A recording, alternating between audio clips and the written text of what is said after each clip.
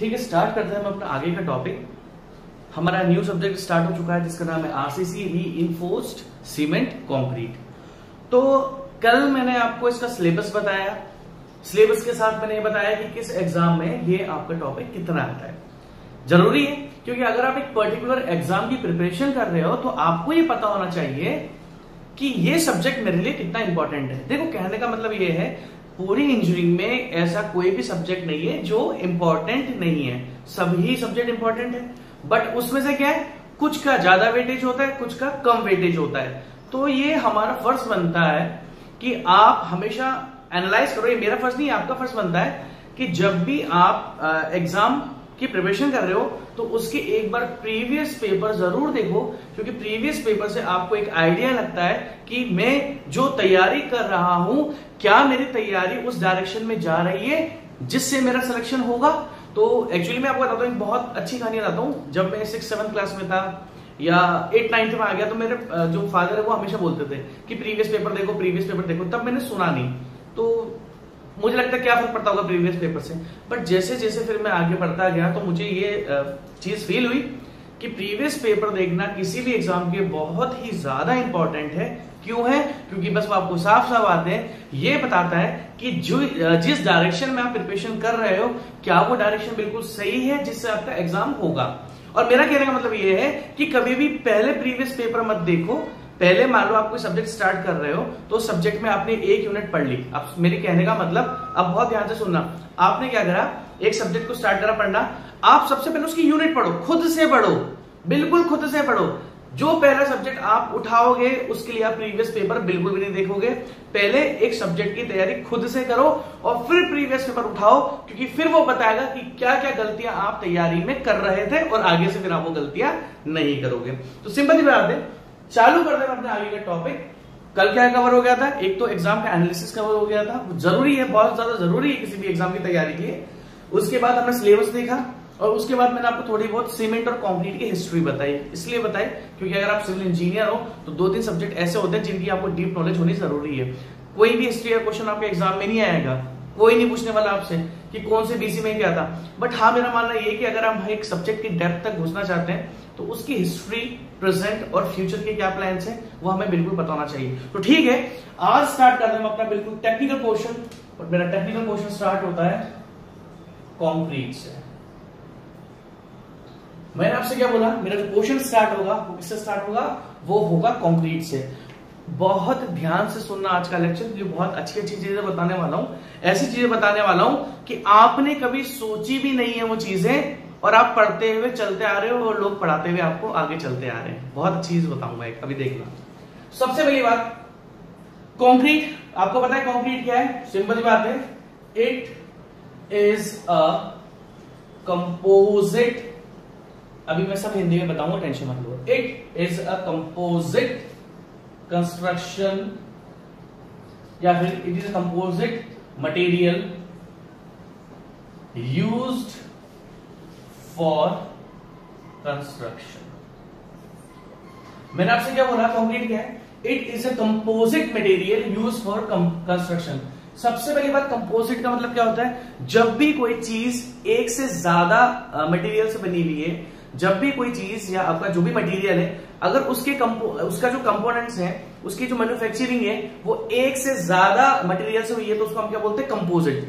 चाहे वो स्टील हो, चाहे वो कंक्रीट हो, जहां पर भी कंपोजिट वर्ड आ जाएगा आप समझ जाओगे मोर देन वन मटेरियल यहां पर लगा हुआ है। ठीक है, तो मैंने क्या बोला, it is composite material used for construction. ठीक है। सेकंड, ये जो वर्ड है ना कंक्रीट, ये वर्ड बना है Latin word.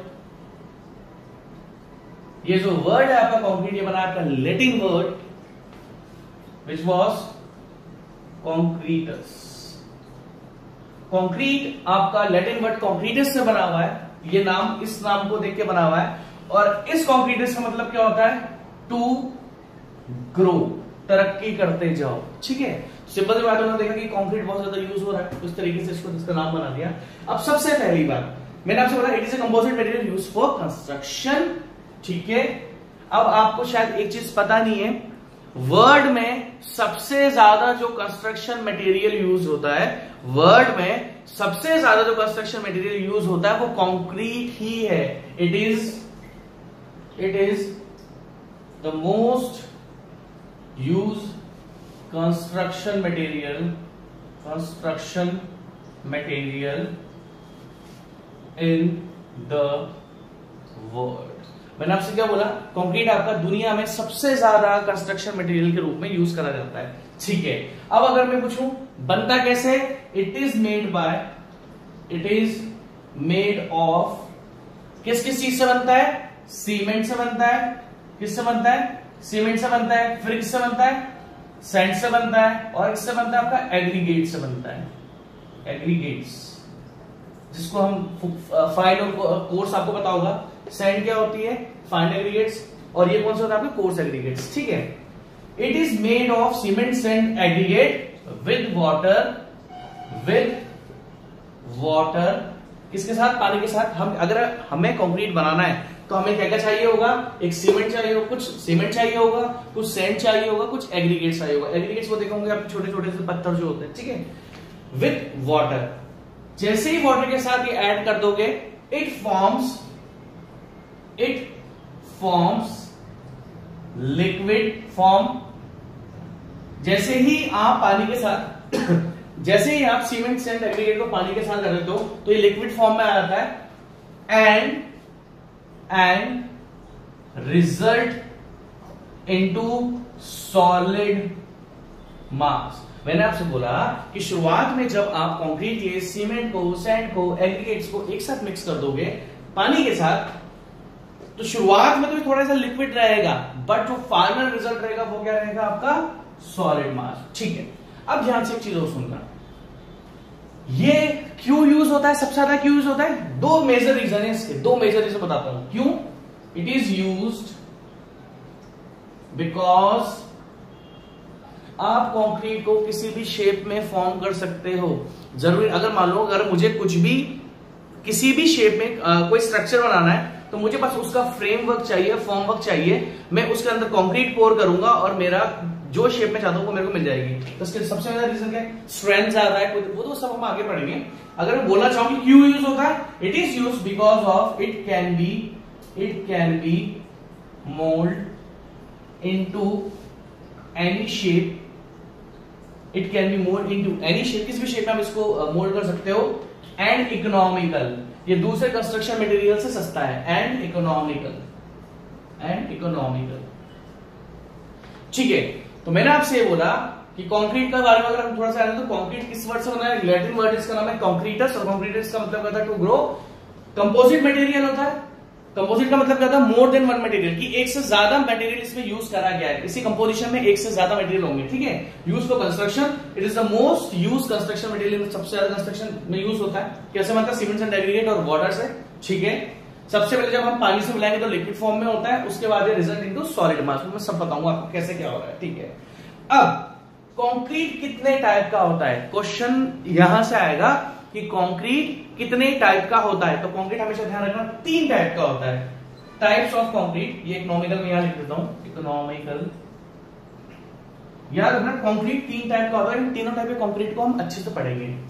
Types of concrete, types of concrete, कितने टाइप के कंक्रीट होते हैं आपके, 3 टाइप के। कौन कौन से, सबसे पहला होता है आपका प्लेन सीमेंट कंक्रीट। सबसे पहले मैंने आपसे क्या बोला, प्लेन सीमेंट कंक्रीट। सेकंड क्या आपका, जो हमारा सब्जेक्ट का नाम है, reinforced cement concrete, reinforced cement concrete. और थर्ड टाइप का हमारा जो कंक्रीट होता है वो कौन सा होता है, जो थर्ड टाइप का हमारा कंक्रीट है वो है आपका pre stressed concrete. Normally construction में हम 3 टाइप के कंस्ट्रक्शन मटेरियल यूज करते हैं। फर्स्ट है हमारा प्लेन सीमेंट कंक्रीट, सेकंड आपका रीइंफोर्समेंट सीमेंट कंक्रीट, और थर्ड वन क्या है आपका प्री स्ट्रेस्ड कंक्रीट। ठीक है, अब एक काम करते हैं, ये तो 2 बेसिक्स है, इसमें कुछ कोई क्वेश्चन नहीं बन रहा है, ये थोड़ा मैंने आपको हिस्ट्री से बता दी कंक्रीट की।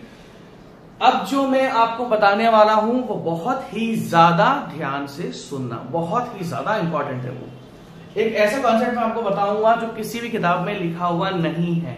मेरी नॉलेज में तो नहीं है, क्योंकि जितनी भी बुक्स मेरे पास है किसी में नहीं लिखा हुआ है इसके बारे में। और इसके बारे में क्या, मैं आपको आगे बताता हूं। बहुत ही ज्यादा ध्यान से सुनना उस चीज को। तो हम चालू करते हैं। हमारा सबसे पहला जो कंक्रीट है हमारा, उसका नाम है प्लेन सीमेंट कंक्रीट। इसको हम पीसीसी भी बोलते हैं, ठीक है। फर्स्ट जो हमारा कंक्रीट आया है plane cement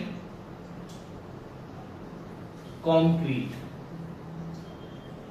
plane cement concrete अभी बता दूंगा मैं आपको कहां कहां यूज होता है, आपको पता भी होगा, फिर भी बता दूंगा, ठीक है जी।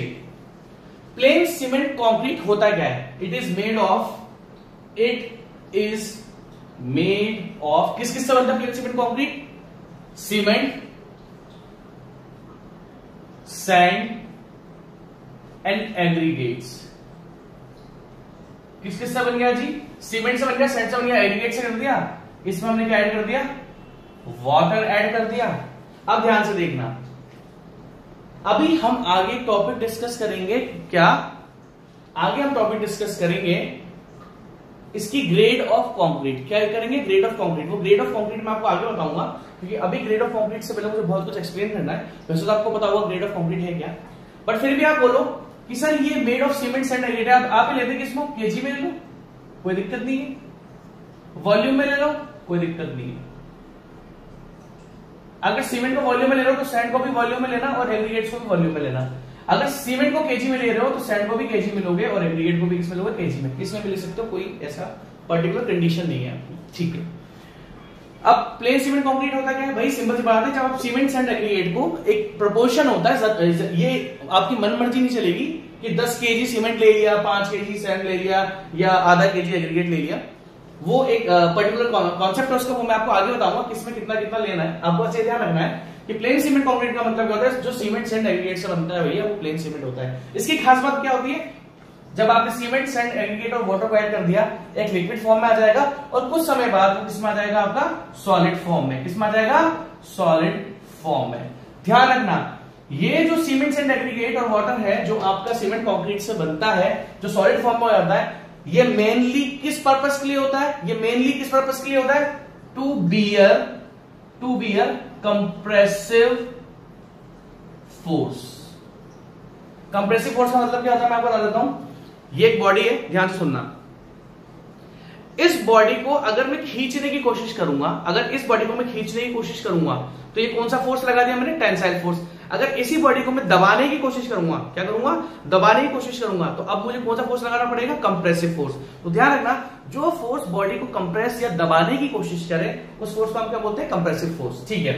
तो मैंने आपसे बोला जब प्लेन सीमेंट कंक्रीट में आप इन तीनों को ऐड कर दोगे, वाटर को ऐड कर दोगे, तो लिक्विड फॉर्म के बाद थोड़ी देर बाद सॉलिड फॉर्म आ जाएगी। और ये जो सॉलिड फॉर्म होगी ये मेनली किस पर्पस के लिए होती है? फॉर बियरिंग कंप्रेसिव फोर्स और कंप्रेसिव स्ट्रेस। अब आप बोलोगे कि सर आपने पीसीसी की बात जब करी, पीसीसी मतलब प्लेन सीमेंट कंक्रीट, इसको हम पीसीसी भी बोलते हैं। सर जब आपने पीसीसी की बात करी तो आपने क्यों बोला? आपने कभी सोचा नहीं? आप सोचना, आज के लेक्चर के बाद आप सोचोगे और लोगों से पूछोगे भी सही, ठीक है। आपने कभी सोचा कि क्यों पीसीसी ओनली कंप्रेसिव फोर्स के लिए ही यूज करी जाती है? आपने एक चीज और पढ़ी होगी, कंक्रीट या प्लेन सीमेंट कंक्रीट पीसीसी जिसकी हम बात कर रहे हैं इज स्ट्रॉन्ग इन कंप्रेशन। सबसे पहली बात पीसीसी की अगर मैं बात करूं तो आपने जो चीजें सुनी हुई है मैं आपको वो बता देता हूं। आपने सुना होता है कि जो पीसीसी होती है आपकी वो कंप्रेशन में स्ट्रांग होती है। दैट मींस कंप्रेशन में स्ट्रांग होने का मतलब क्या है कि अगर पीसीसी के ऊपर आप कंप्रेसिव फोर्स लगा दोगे तो पीसीसी फेलियर नहीं होगा, या फिर पीसीसी की जगह हम कंक्रीट भी बोल सकते हैं इसको, ठीक है। आपने बोला कि अगर पीसीसी के ऊपर आप कंप्रेसिव फोर्स लगाओगे तो उसका फेलियर नहीं होगा, इसलिए मैंने इसको कंप्रेशन में स्ट्रांग बोल दिया। और कंप्रेशन का मतलब क्या होता है? कंप्रेसिव फोर्स का मतलब क्या होता है? वो फोर्सेस जो बॉडी को दबाने की कोशिश करते हैं, ठीक है। फिर आपको एक चीज और पता है क्या? PCC is in tension. ये भी आप पढ़ लेते हो, किताबों में लिखा रहता है कि कंक्रीट जो है, आप इसको कंक्रीट भी बोल सकते हो, पीसीसी को कंक्रीट बोल सकते हो, कोई दिक्कत नहीं है, ठीक है। मैंने कंक्रीट के 3 पार्ट बताए, आप समझ रहे हो, मैंने आपको कंक्रीट के 3 पार्ट बताए, इसलिए मैं पीसीसी वर्ड यूज कर रहा हूं। अगर मैं इसको कंक्रीट भी लिखता, सिंपल कंक्रीट भी लिखता, तो समझ में आ जाता है कि इसमें स्टील रीइंफोर्समेंट नहीं है ना। अगर आप कहीं पर भी वर्ड लिखा देखोगे कंक्रीट, तो आप समझ जाना वो पीसीसी लिखा हुआ उसमें आपसे, है ना, ठीक है। तो आपने सुना होगा कि भैया जो पीसीसी होता है या कंक्रीट होता है वो वीक इन कंप्रेशन में तो स्ट्रांग होता है, क्या होता है, कंप्रेशन में तो स्ट्रांग होता है, और PCC is very weak in tension. PCC जो होता है, जो कंक्रीट होता है आपका, अगर आपको पीसीसी वर्ड देखने से दिक्कत हो रही है तो मैं इसको कंक्रीट ही लिख देता हूं। ये concrete is strong in compression and concrete is weak in tension, ठीक है। अभी मैं आपको सब एक्सप्लेन करूंगा। फिर अगर मैं आपसे पूछूं कंक्रीट जो है होमोजीनियस है या हेट्रोजीनियस है, बहुत ध्यान से सुनना मेरी बात, कंक्रीट होमोजीनियस है या हेट्रोजीनियस है, तो आप बोलोगे सर पहले तो होमोजीनियस और हेट्रोजीनियस बता दो। तो बहुत सिंपल सा एग्जांपल देता हूं, हम जो रोटी खाते हैं, प्लेन रोटी, रोटी के अंदर ओनली क्या होता है, आपका आटा होता है, आटे से आपकी क्या बनती है, रोटी बनती है। और वही मैं आपसे पूछूं कि आपका आलू का पराठा कैसे बनता है, तो आप बोलोगे सर आटा, आप समझने की कोशिश कर रहे हो, आप बोलोगे सर आटा, आलू, प्याज भी डालेंगे, मेथी भी डालेंगे, है ना, हींग, जीरा वीरा सब डालेंगे। तो जब रोटी की बात आई थी तो रोटी बस आटे की बनी थी। अब ये मत सोचना कि सर हमारे घर के हमारे रोटी में तो नमक भी मिलाई जाती है, नहीं। अगर आप ओनली आटे की रोटी बना रहे हो तो जब मैं उस रोटी को तोड़ूंगा तो हर जगह मुझे सेम मटेरियल मिलेगा, सेम कंपोजिशन मिलेगी, हर जगह आटे से ही बना हुआ है वो आपका, ठीक है। बट जब मैंने पराठे की बात करी, आलू के पराठे की बात करी, तो सिंपल सी बात है, उसमें आलू भी है, उसमें प्याज भी है, उसमें मेथी भी है, उसमें सब कुछ है।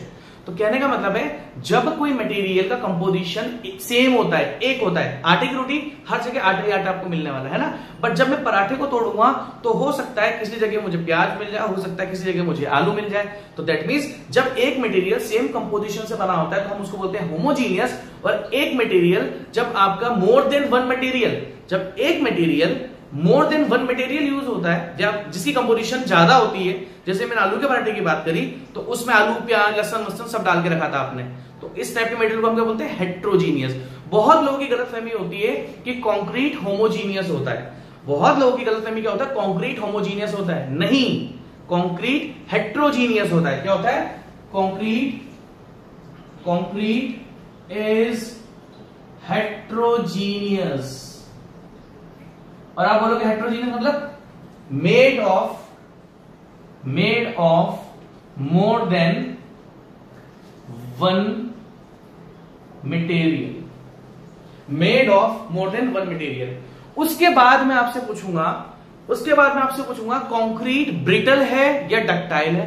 अगर मैं आपसे पूछूंगा कंक्रीट ब्रिटल है या डक्टाइल है, तो आप बोलोगे सर कंक्रीट तो ब्रिटल है, सर कंक्रीट तो ब्रिटल है, concrete is brittle, concrete is brittle. कुछ कंफ्यूजन है, सुन लो ध्यान से, मैं सच बता रहा हूं आपको, ये नॉर्मल कंफ्यूजन होते हैं जो सबको होते हैं, बट इन चारों लाइन में इतना जबरदस्त कॉन्सेप्ट घुसा हुआ है ना कि आप इमेजिन नहीं कर सकते हो। कैसे, आपकी बुक्स में भी ये लिखा है concrete is strong in compression, आपकी बुक में ये लिखा हुआ है concrete is weak in tension. चलो ये तो सबकी बुक में लिखा हुआ है कंक्रीट इज हेट्रोजीनियस। मुझे समझ में नहीं आता क्यों कुछ लोग कंक्रीट को होमोजीनियस बोलते हैं, कंक्रीट हेट्रोजीनियस होता है। हेट्रोजीनियस का मतलब क्या है, हमारे आलू का पराठा जो एक मटेरियल से ज्यादा का बना हुआ है, जिसकी कंपोजिशन में एक मटेरियल से ज्यादा है, वहीं पर हमारी रोटी एक आटे से बनी हुई थी, ठीक है। एंड कंक्रीट इज ब्रिटल, आपको पता है इन चारों लाइन में कॉन्सेप्ट छुपा हुआ है जो लिखा हुआ नहीं रहता है, और आप भी उसको रटते हुए आगे चल जाते हो। सबसे पहला कॉन्सेप्ट है concrete is strong in compression, सबने पढ़ लिया भैया, हाँ कंक्रीट इज कंप्रेशन में स्ट्रॉन्ग है। क्यों है यार, कुछ तो कॉन्सेप्ट होगा, क्यों है, क्यों कंक्रीट कंप्रेशन में स्ट्रॉन्ग है, उसका रीजन क्या है, ठीक है।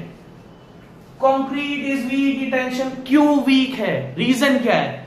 स्टील जो होता है, स्टील टेंशन में भी अच्छा होता है, कंप्रेशन में भी अच्छा होता है। एक गलतफहमी आपको और हो सकती है, जिन लोगों ने सोम नहीं पढ़ा मेरा, कि स्टील जो होता है ना वो टेंसाइल फोर्स के लिए अच्छा होता है, मतलब स्टील को आप खींच सकते हो, बट स्टील को कंप्रेस कर दोगे तो टूट जाएगा। तो मैं आपको चीज बता देता हूं, स्टील हमारा टेंशन में भी अच्छा है, स्टील हमारा कंप्रेशन में भी अच्छा है। रीजन क्या है कि स्टील को हम यूज क्यों नहीं करते कंप्रेसिव मेंबर के लिए, क्योंकि स्टील का वेट बहुत ज्यादा होता है। समझो मेरी बात, आप समझने की कोशिश करना, बहुत इंपॉर्टेंट चीज बता रहा हूं मैं आपको। स्टील हमारा टेंशन में भी अच्छा है, स्टील हमारा कंप्रेशन में भी अच्छा है। तो आप बोलोगे सर कंक्रीट भी तो कंप्रेसिव फोर्स के लिए होता है, ध्यान से सुनना मेरी बात। सर कंक्रीट भी तो आपका क्या कहते हैं कंप्रेशन में अच्छा होता है, और स्टील भी आप बोल रहे हो स्टील भी अच्छा होता है, तो सर स्टील यूज क्यों नहीं करते? भैया स्टील का वेट ज्यादा होता है, आप समझ रहे हो मेरी बात। 7850 क्या होता है आरसीसी, अगर मैं आरसीसी का वेट आपको बताऊंगा तो 2500 केजी पर मीटर क्यूब। दैट मींस कोई आरसीसी है तो उसका एक क्यूबिक कितना है 250 केजी पर मीटर क्यूब। वहीं पर स्टील का कितना आ जाएगा 7850, जो आप लिखते हो ना ये 48 होता है, 7848 केजी पर मीटर क्यूब। तो एक मीटर क्यूब में 7848 केजी है, तो जबरदस्ती आपने लोड बढ़ा दिया। तो जब मेरा एक हल्का कंप्रेसिव मेंबर मुझे मिल सकता है या मटेरियल मिल सकता है जो कंप्रेसिव फोर्स को झेल रहा है, तो मैं अननेसेसरी स्टील को लगाऊंगा, और स्टील एक्सपेंसिव भी होता है। तो स्टील दोनों में सही है। अब मैंने आपसे क्या बोला कि कंक्रीट कंप्रेशन स्ट्रांग है, बिल्कुल है भैया। क्यों है? हर बुक में लिखा हुआ है concrete is strong in compression, reason तो लिखो क्यों है, ऐसे लिख दिया मन से। Concrete is weak in tension, क्यों है रीजन। स्टील क्यों नहीं होता वीक, स्टील क्यों नहीं होता वीक, कंक्रीट क्यों होता टेंशन में वीक, अभी मैं आपको सब एक्सप्लेन करूंगा, ठीक है। कंक्रीट इज हेटेरोजेनियस, ठीक है, एंड कंक्रीट इज ब्रिटल। सबसे पहले शुरुआत करूंगा मैं इस ब्रिटल से, एक सेकंड, ठीक है।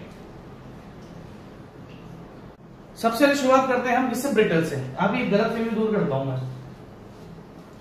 अगर मैं आपसे पूछूं define ductile and brittle material, define and ductile and brittle material, तो आप बोलोगे ये तो मेरे काम का नहीं है, ऊपर वाला मिटा देता हूं मैं। कॉन्सेप्ट समझने की कोशिश करो बस यार। अरे न्यूमेरिकल्स तो मैं भी करा दूंगा, तुम भी कर लोगे। ये इस आरसीसी में ये इंट्रोडक्शन ही कॉन्सेप्चुअल है, उसके बाद तो डिजाइनिंग चलेगी। और यही एक फायदा है, डिजाइनिंग अच्छी लगती है मुझको भी और आपको भी अच्छी लगेगी, ठीक है। तो यही एक कॉन्सेप्ट का, इसके अलावा कॉन्सेप्ट का कुछ भी नहीं, यही ऐसा एक टॉपिक है इंट्रोडक्शन आरसीसी का, जिसमें आप थोड़ा बहुत कॉन्सेप्ट सीखोगे, ठीक है। तो मैंने आपसे क्या बोला, कंक्रीट इज ब्रिटल। अगर मैं आपसे पूछूं what is brittle and what is ductile, तो जिन स्टूडेंट्स ने स्ट्रेंथ ऑफ मटेरियल पढ़ा हुआ होगा मुझसे सबसे, ठीक है, तो उनको पता होगा कि what is ductile and what is brittle. But जिन लोगों ने नहीं पढ़ा, मैं उनको बता देता हूं। आप लोगों को क्या लगता है डक्टाइल का मतलब क्या है? सर जिसकी लेंथ इंक्रीज हो जाती है, सर जिसकी लेंथ इंक्रीज हो जाती है, सर उसको डक्टाइल बोलते हैं। मैंने बोला अच्छी बात है। फिर मैं बोलूंगा ब्रिटल क्या होता है? सर जिसकी लेंथ बिल्कुल भी इंक्रीज नहीं होती है, length does not gate increase. आपने क्या डिफाइन कर दिया जी? आपने डिफाइन कर दिया कि डक्टाइल मटेरियल क्या है? जिसकी लेंथ इंक्रीज हो जाती है, ठीक है। और ब्रिटल मटेरियल क्या है? सर जिसकी लेंथ बिल्कुल भी इंक्रीज नहीं होती, ठीक है। मैं ये नहीं बोला सर, वैसे पता होगा मैक्सिमम लोगों को डक्टाइल ब्रिटल का डिफरेंस, बट हाँ अभी भी कुछ लोगों को ये डाउट होगा कि ब्रिटल तो उसको ही बोलते हैं जिसकी लेंथ इंक्रीज नहीं होती। चलो ठीक है, बिल्कुल अच्छी बात है। इतना तो श्योर है कि जितने भी आप लोग देख रहे हो ना, उसमें बीटेक वाले स्टूडेंट्स बहुत कम होंगे। मेन जो स्टूडेंट्स होंगे वो गवर्नमेंट जॉब की तैयारी कराना है। और मैं आपको फिर बोल रहा हूं, ये सब्जेक्ट मैं बीटेक के लिए नहीं पढ़ा रहा, होगा बीटेक पूरा कवर, इजीली बीटेक कवर होगा मेरे लेक्चर से। बट मेरा टारगेट बीटेक स्टूडेंट्स को पढ़ाना बिल्कुल भी नहीं है, मैं बीटेक स्टूडेंट्स के लिए नहीं पढ़ा रहा हूं। हमारा जो स्पेशली मैं जो पढ़ा रहा हूं आपको, वो only and only for government job है। उसमें दो गवर्नमेंट जॉब्स बहुत इंपॉर्टेंट है जिसके लिए मैं कवर कर रहा हूं। एक है एसएससी जेई एंड दूसरा है आपका इंडियन इंजीनियरिंग सर्विसेज, ठीक है। दोनों कवर होंगे ये। और हाँ स्टेट का तो हो ही जाएंगे, स्टेट की कोई टेंशन मत लेना कि सर हमारा स्टेट का, सर झारखंड का जेई सब कवर होगा, टेंशन मत लो, ठीक। अरे जब एसएससी जेई आईएएस कवर हो रहे हैं तो स्टेट के जेई में क्या आएगा, ठीक है। अब देखो, तो मैं बात करूं, आपने बोल दिया ब्रिटल मटेरियल वो होता है, ब्रिटल मटेरियल वो होता है जिसका एलोंगेशन नहीं होता। तो आप लोगों ने आरसीसी पढ़ा होगा, आप लोगों ने लिमिट स्टेट मेथड से डिजाइनिंग करी होगी। जिसको लिमिट स्टेट मेथड नहीं पता कोई दिक्कत नहीं है। अभी जो मैं कन्वर्सेशन में आपसे कर रहा हूं वो उन लोगों से कर रहा हूं जिन लोगों ने थोड़ा बहुत पढ़ा हुआ है। जिन्होंने नहीं पढ़ा वो अभी मेरी लाइन बात पर ध्यान मत देना। तो आप लिमिट स्टेट मेथड और वर्किंग स्ट्रेस मेथड में डिफरेंस आपको पता है? वर्किंग स्ट्रेस मेथड ने जो स्ट्रेस स्ट्रेन कर्व था कंक्रीट का वो बिल्कुल स्ट्रेट मान लिया था, और वहीं पर मैंने आपसे क्या बोला कि वर्किंग स्ट्रेस मेथड ने कंक्रीट का स्ट्रेस स्ट्रेन कर्व बिल्कुल स्ट्रेट मान लिया था, लीनियर मान लिया था, और वहीं पर लिमिट स्टेट मेथड ने उसको कुछ पैराबोलिक माना, कर्व्ड माना। तो मैं बार बार किस चीज की बात कर रहा हूं? स्ट्रेस स्ट्रेन कर्व की। मैं बार बार किससे बात कर रहा हूं? स्ट्रेस स्ट्रेन कर्व की। तो इतना तो श्योर है कि जो भी आप लिमिट स्टेट मेथड पढ़ते हो ना, मैं फिर बोल रहा हूं ये उनके लिए जो पढ़ चुके हैं, अगर आप लिमिट स्टेट मेथड पढ़ते हो तो आपको पता है वो पूरी डिजाइनिंग किसके ऊपर बेस्ड है? इस स्ट्रेस स्ट्रेन कर्व के ऊपर ही बेस्ड है लिमिट स्टेट मेथड। ये मेजर चेंज आया था लिमिट स्टेट मेथड में, जिसमें कुछ पोर्शन कर्व्ड है, कुछ पोर्शन स्ट्रेट है। ठीक है, ये क्या लिखा हुआ है? मैंने आपसे क्या बोला कि लिमिट स्टेट मेथड मैक्सिमम किस चीज पर डिपेंड है? Stress strain curve of concrete. मैंने आपसे बोला कि जो लिमिट स्टेट मेथड, जो हम डिफरेंट मेथड्स पढ़ेंगे, वर्किंग स्ट्रेस, लिमिट स्टेट, तो लिमिट स्टेट मेथड जो है पूरा का पूरा स्ट्रेस स्ट्रेन कर्व पर डिपेंड है। ठीक है, और ये स्ट्रेस स्ट्रेन कर्व मैंने किसका लिखा हुआ है यहाँ पर? सर जी कंक्रीट का लिखा हुआ है। किसका लिखा हुआ है यहाँ पर? मैंने यहाँ पर आपका सर कंक्रीट का लिखा हुआ है। तो भाई कंक्रीट का लिखा हुआ है, और क्या लिखा हुआ है? स्ट्रेन लिखा है ना, स्ट्रेन। कंक्रीट क्या बोलते हो आप? सर जी ब्रिटल है, ब्रिटल। कंक्रीट क्या बोलते हो आप? सर जी ब्रिटल है, ब्रिटल। और ब्रिटल का मतलब क्या था? सर जी लेंथ इंक्रीज नहीं होती। अगर भैया लेंथ इंक्रीज नहीं होती तो जरा मुझे स्ट्रेन का फॉर्मूला बताना एक बार। स्ट्रेन का फॉर्मूला क्या होता है? Change in dimension. Change in dimension, dimension में आपका लेंथ भी हो सकती है, विड्थ भी हो सकती है, थिकनेस भी हो सकती है। Change in dimension upon original dimension. Original dimension. मेरा कहने का मतलब बस आप लोगों से ये है, देखो लेक्चर स्लो चल रहा है, मतलब आप समझ रहे हो, ऐसा सोचना कि सर क्या है एग्जाम में कराओ डायरेक्ट। अरे एग्जाम में कराएंगे दोस्तों, थोड़ा सा समय लगेगा, थोड़ा सा वेट करो, थोड़ा पहले कॉन्सेप्चुअल पढ़ लो, उसके बाद हम पूरा का पूरा पढ़ेंगे एग्जाम के लिए। यार मेरा मानना यह है कि कल को आप ईएस में भी सिलेक्ट होते हो ना, तो जब वो इंटरव्यू में आपसे पूछेगा ना, तो वो आपसे इन चीजों के बारे में पूछता है। इंटरव्यू में कोई आपसे फॉर्मूला नहीं पूछेगा। अगर 10 क्वेश्चन उसने आपसे पुट अप करे किसी आपके फेवरेट सब्जेक्ट के, तो 4 से 5 क्वेश्चन वो आपसे कॉन्सेप्चुअली पूछेगा। ठीक है, आगे बढ़ते हैं। जैसे मैं आपको अपने टाइम पे एग्जांपल देता हूं, जब मैं एसएससी जेई का इंटरव्यू देने गया था, तो उस टाइम उन्होंने मुझसे पता क्या पूछा था? उन्होंने मुझसे ये पूछा था कि बताओ प्रूफ स्ट्रेस क्या होता है। मैंने फॉर्मूला बता दिया, सब 0.2% स्ट्रेन। बोले प्रूफ स्ट्रेस का कॉन्सेप्ट बताओ। मैंने बोला सर इतना ही आता है। बोले ठीक है, कॉन्सेप्ट पूछा उन्होंने मुझसे। उसके बाद स्ट्रेन एनर्जी को डिफाइन करो। फॉर्मूला नहीं, फॉर्मूला तो सबको पता है। स्ट्रेन एनर्जी को डिफाइन करो, तो डिफाइन तभी कर सकते हो जब आपको कॉन्सेप्ट पता है। तो यार कुछ कॉन्सेप्ट हमको पता होने चाहिए, क्योंकि कुछ मिसकंसेप्शन भी है। अगर मैं टाइम लगा रहा हूं तो ये सारे आपके मिसकंसेप्शन है। मैं गारंटेड बोलता हूं, सबको पता है कंप्रेशन में स्ट्रांग होता है कंक्रीट, सबको पता है टेंशन में स्ट्रांग होता है। भैया क्यों होता है, क्यों होता है, उसका रीजन हम अभी पढ़ेंगे। ठीक है, तो इसमें थोड़ा टाइम लगता है। ठीक है, तो ब्रिटल मटेरियल आपने बोल दिया। हम कहां थे? मैंने बोला कि आप आगे जो डिजाइनिंग करोगे वो सब stress strain curve of concrete पर डिपेंड होगा, और आपने बोल दिया कंक्रीट तो ब्रिटल है, और मैक्सिमम लोग क्या मान के चलते हैं कि ब्रिटल तो वो है जिसकी लेंथ इंक्रीज नहीं होती। तो भैया लेंथ इंक्रीज नहीं होती तो स्ट्रेन में ये जो चेंज इन लेंथ है आपका, अभी डायमेंशन हटा के मैं लेंथ लेता हूं, स्ट्रेन मान लो चेंज इन लेंथ अपॉन क्या है आपका? Original length. स्ट्रेन क्या होता है? Change in length upon original length. अरे आप तो कंक्रीट को ब्रिटल बता रहे थे ना, ब्रिटल की तो लेंथ ही चेंज नहीं होती। लेंथ चेंज नहीं होती तो पूरी लिमिट स्टेट डिजाइनिंग इस कर्व पे कैसे डिपेंड है? स्ट्रेस स्ट्रेन कर्व साफ साफ लिखा है, stress strain curve. Stress strain curve तो भैया जी तभी बनेगा ना जब स्ट्रेन डेवलप हो रहा होगा।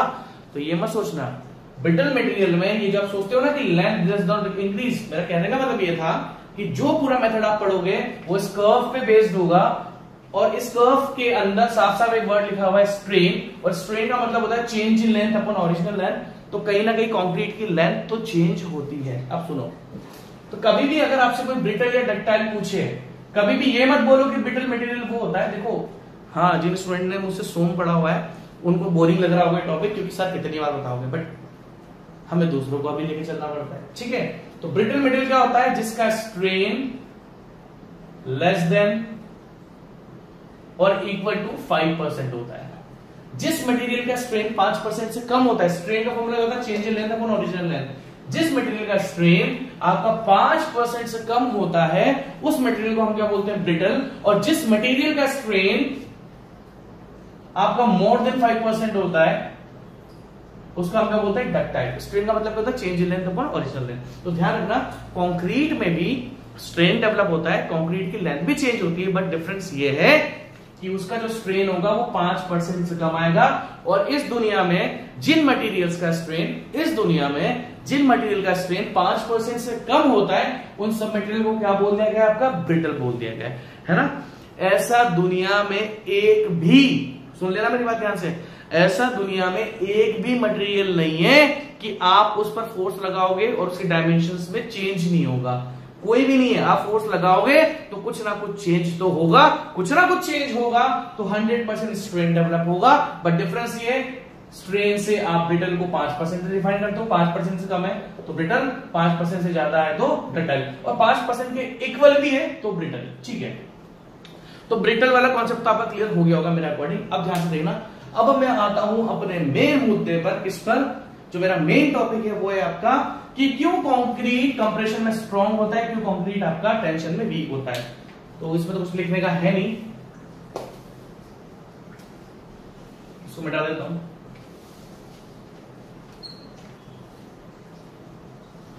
आप पता है, देखो कुछ लोग सोचते होंगे सर इतना डीप क्यों पता, मतलब क्यों इतना जा रहे हो, खत्म करो ना, बोल दो सबकी तरह कंक्रीट कंप्रेशन में स्ट्रांग होता है टेंशन में। वो इसलिए क्योंकि मेरा मानना ये है कि जब आप चैप्टर के इंट्रोडक्शन में ही बहुत अच्छे से पहुंच जाओगे ना तो आगे मेरा मानना ये है, देखो आपको पता है आपको किसी की भी जरूरत नहीं है, आप ना खुद पढ़ सकते हो।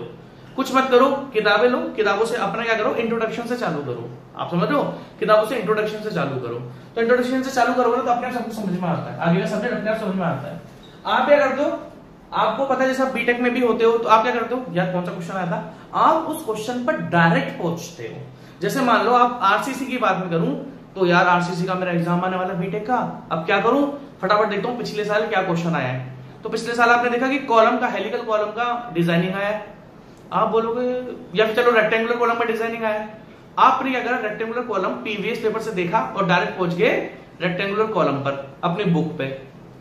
फिर आप पता है क्या बोलोगे, यार ये तो समझ में नहीं आ रहा। वो भैया समझ में नहीं आ रहा इसलिए नहीं आ रहा क्योंकि आपने उस कॉलम चैप्टर का इंट्रोडक्शन पढ़ा ही नहीं है। आप डायरेक्ट उस टॉपिक पर गए, आप चैप्टर का इंट्रोडक्शन पढ़ गए तो देखो आपको सब समझ में आएगा। ऐसा कोई चैप्टर नहीं है जो समझ में नहीं आता, एक बार नहीं आएगा, दो बार नहीं आएगा, तीन सब बार आएगा जरूर। ठीक है, अब आगे की बात करते हैं हम लोग। मैंने आपसे ये बोला कि कंक्रीट जो होता है आपका, concrete is strong in compression, strong in compression and concrete is weak in tension, weak in tension। आपसे भी पूछो, हाँ सर यही होता है। तो मतलब आपका कहने का मतलब ये है, अब ध्यान से सुनना, अब मैं जानू कॉन्सेप्चुअल, कि आपका कहने का मतलब ये है कि कंक्रीट से कंप्रेशन में स्ट्रांग होता है, टेंशन में वीक होता है ना, आप लोग बोलते हो। तो अगर आप लोग बोलते हो कि टेंशन में वीक होता है तो टेंशन का मतलब क्या होता है, जो फोर्स खिंचाव लाता है, जो खींचने की कोशिश करता है। तो आप बोलते हो बड़े धड़ल्ले से सर वीक इन टेंशन। ठीक है, तो एक काम करना, कंक्रीट को मेरे सामने खींच के तोड़ के दिखाना। कंक्रीट तो टेंशन में वीक है ना। अगर कंक्रीट टेंशन में वीक है तो मेरे ख्याल से तुम सबके सब उसको हाथ से खींच के, तो हाँ दबा के नहीं तोड़ पाओगे। क्यों सर, कंप्रेशन में स्ट्रांग है। सर मैं दबाऊंगा नहीं, बट सर मैं खींच के तोड़ दूंगा। खींचूंगा टूट जाए क्या दिक्कत है, तोड़ दूंगा सर। तोड़ सकते हो आप टेंशन में, मैं इस मार्कर को तोड़ सकता हूं टेंशन में। खींच, टेंशन मतलब क्या है, वो फोर्स जो खींच, वो फोर्सेस जो इलोंगेट करते हैं इसको, है ना। अगर इसको खींच के मैं इसकी लेंथ डिक्रीज कर दूंगा तो टेंसाइल फोर्स, अगर इसको दबा के मैं इसकी लेंथ डिक्रीज कर दूंगा तो कंप्रेसिव फोर्स। तो कभी मत बोलना दोस्तों कि concrete is weak in tension. Concrete की जो टेंसाइल स्ट्रेंथ होती है, कंक्रीट की जो कंप्रेसिव स्ट्रेंथ होती है वो ठीक है, अच्छी बात है कि कंप्रेसिव स्ट्रेंथ ज्यादा होती है। कंक्रीट की कंप्रेसिव स्ट्रेंथ ज्यादा होती है। स्ट्रेंथ क्या, अब मैंने स्ट्रेंथ लगा दिया। कभी भी आपसे कोई पूछे ना स्ट्रेंथ का मतलब क्या होता है तो साफ साफ बोल देना मैक्सिमम लोड झेल जाए विदाउट फेलियर, मैक्सिमम लोड झेल जाए विदाउट फेलियर। जैसे कि मैंने आज 5 किलो का डंबल उठाया, 10 किलो का उठाया, 12 का उठाया। अब मुझे पता है कि 12 से अगर मैंने 13 भी कर दिया ना तो मेरे हाथ में, तो भैया साफ सुथरी बात है, हाँ कंक्रीट की कंप्रेसिव स्ट्रेंथ ज्यादा है, कंक्रीट की टेंसाइल स्ट्रेंथ कम है, बट इतनी कम नहीं है कि आप लोग उसको तोड़ दोगे। तो आप बोलोगे tensile strength of concrete is less. हमेशा जो आप बोलते हो ना कि टेंसाइल स्ट्रेंथ कम है, tensile strength of concrete is less in comparison to its compressive strength. Tensile strength of concrete is less in comparison to its compressive strength. In comparison to its compressive strength. That means जब भी आप ये बोलोगे कि concrete की tensile strength कम होती है तो हमेशा कंपैरिजन में बोलोगे, और आपने कंपेयर किससे करा हुआ है? कंपैरेटिव स्ट्रेंथ से। और पहला यहाँ पे छोटे मोटे एग्जाम्स में से पहला ऑब्जेक्टिव क्वेश्चन निकलता है कि कंक्रीट की टेंसाइल स्ट्रेंथ जो होती है वो कंप्रेसिव स्ट्रेंथ की अराउंड 1/10 होती है, 1/10। दैट मींस अगर कंप्रेसिव स्ट्रेंथ 100 न्यूटन पर एमएम स्क्वायर है तो इसका 1/10 करो, 10 से डिवाइड करो, कितनी आएगी? 10 न्यूटन पर एमएम स्क्वायर। तो क्या होगा? अराउंड कंक्रीट की टेंसाइल स्ट्रेंथ होती है, कितनी होती है? 1/10। दैट मींस अराउंड या approx tensile strength of concrete is equals to 1/10 of compressive strength, 1/10 of compressive strength। तो आप समझ गए होंगे मैंने क्या बोला था आपसे। बट अभी भी मैंने आपको ये नहीं बताया है जो मेन कॉन्सेप्ट है, अभी भी मैंने आपको ये बिल्कुल नहीं बताया है। क्या नहीं बताया है? कि क्यों कंप्रेसिव स्ट्रेंथ ज्यादा होती है और क्यों टेंसाइल स्ट्रेंथ कम होती है। अब हम अपने मेन टॉपिक पर चलेंगे, क्यों कंक्रीट कंप्रेशन में स्ट्रांग है और क्यों कंक्रीट टेंशन में वीक है। उसके लिए मुझे एक पेन को यूज करना पड़ेगा। ठीक है जी,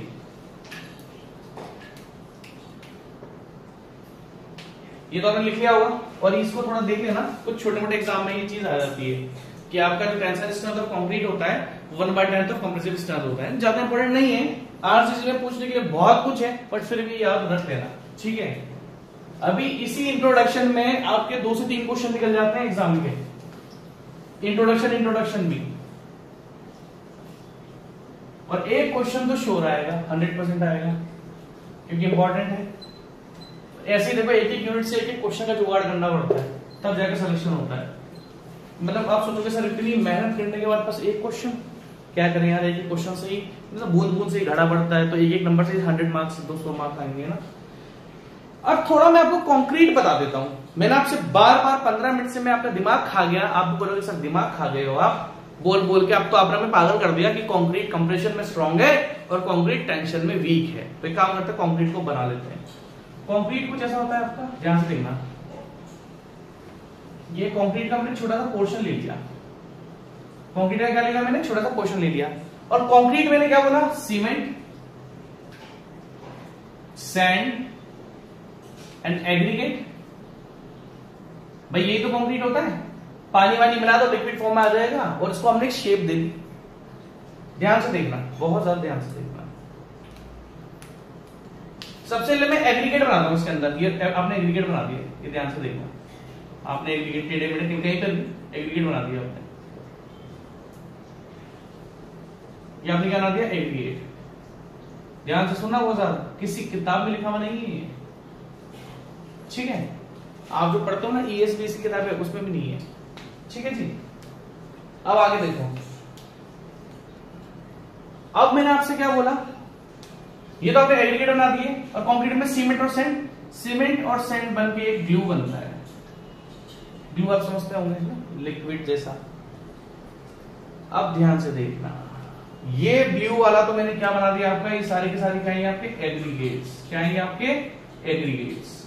और इसके अंदर ऑब्वियसली सीमेंट का सैंड का ग्लू भी होगा, ऑब्वियसली होगा, तो ये पूरा सीमेंट प्लस सैंड अंदर की साइड, ये सीमेंट प्लस सैंड, ये देखो ये पूरा सीमेंट प्लस सैंड का ग्लू है ना। ग्रीन वाले में क्या है, सीमेंट प्लस सैंड। ध्यान से देखना, ध्यान से देखना आप। ये रहा आपका एग्रीगेट, एक हम करते हैं यहां पर भी एक एग्रीगेट बनाते हैं बड़ा सा। अब मैं समझाऊंगा इन दोनों एग्रीगेट पे, ठीक है। और इनके बीच में क्या होता है भैया, सीमेंट एंड सैंड का ग्लू, इस तरीके से। क्या भैया, सीमेंट प्लस सैंड का ग्लू। और इस ग्लू को हम पता है क्या बोलते हैं, ये ग्लू जो लिंक फॉर्म करता है उसको हम पता है क्या बोलते हैं, interfacial transitional link. Interfacial transitional link, ये जो सीमेंट प्लस सैंड का जो आपका ग्लू होता है, या लिक्विड फॉर्म में होता है, सूख जाता है बाद में, इसको हम बोलते हैं इंटरफेशियल ट्रांजिशनल लिंक। सर ये क्या है, यही तो पूरी कहानी है जो आपको बताता है कि क्यों कंक्रीट स्ट्रांग है कंप्रेशन में और क्यों कंक्रीट वीक है टेंशन में। अब ध्यान से देखना, बहुत ज्यादा ध्यान से देखना। लगाओ इस पर कंप्रेसिव फोर्स। आपने क्या करा, कंक्रीट पर कंप्रेसिव फोर्स लगा दिया। जैसे ही आपने कंक्रीट पर कंप्रेसिव फोर्स लगाया, जैसे ही आपने कंक्रीट पर कंप्रेसिव फोर्स लगाया, तो ये वाला एग्रीगेट कंप्रेसिव फोर्स लगाएगा और ये वाला एग्रीगेट भी क्या लगाएगा, कंप्रेसिव फोर्स लगाएगा।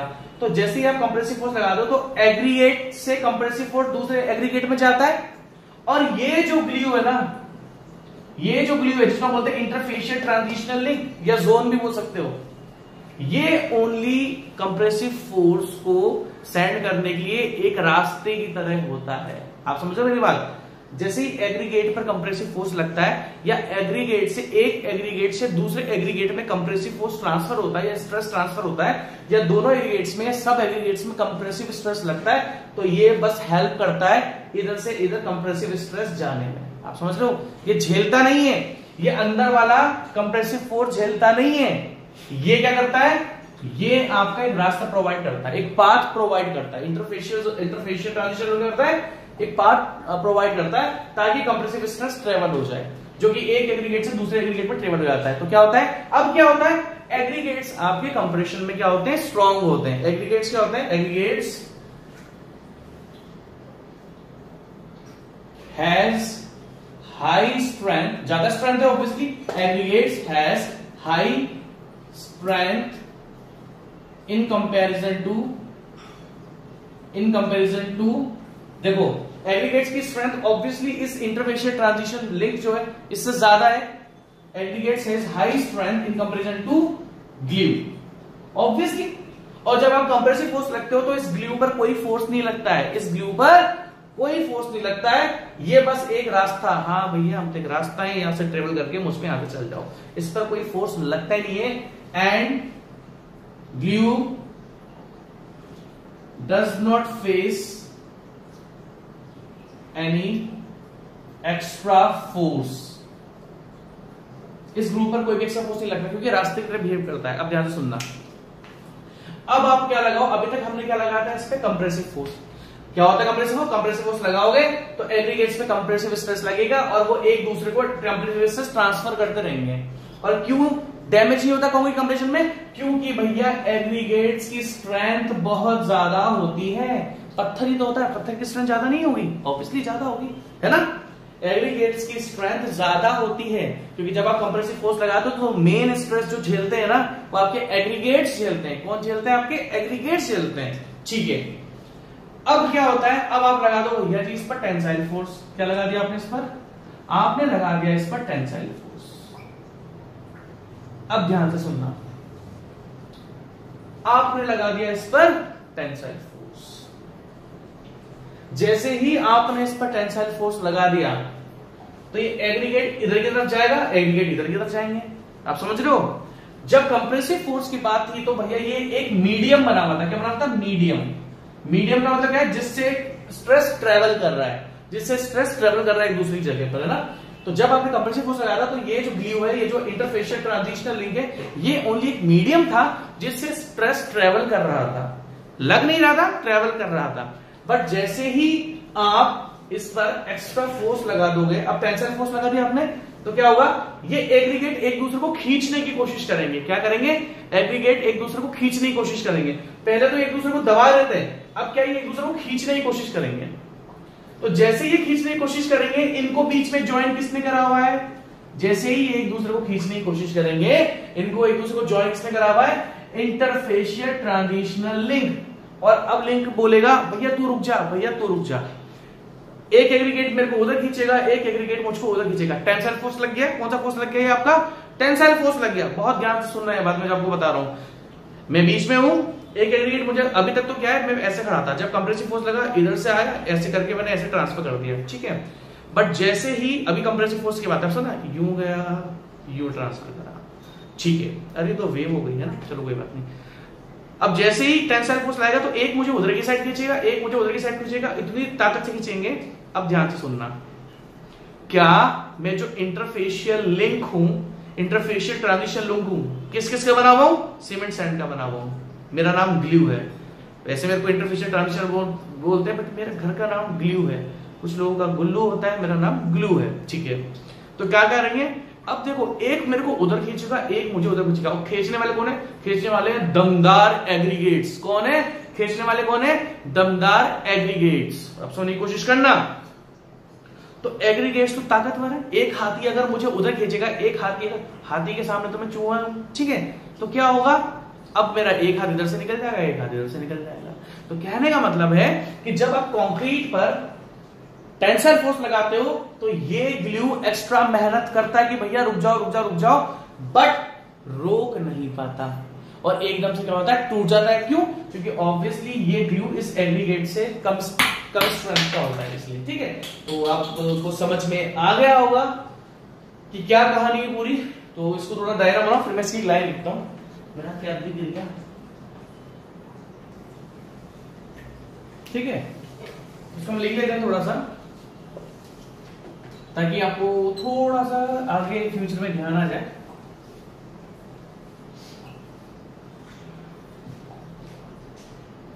The interfacial zone is the weakest link. The interfacial zone is the weakest link in concrete. So,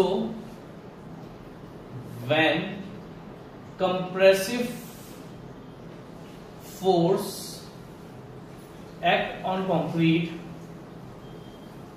the interfacial zone is the weakest link in the concrete. और interfacial zone क्या होता है, आपको मैंने बता दिया, ठीक है। is the weakest link in the concrete. So when the compressive force act on concrete, this link only serve as to transfer. This link only serve as to transfer compressive stress from one aggregate to another,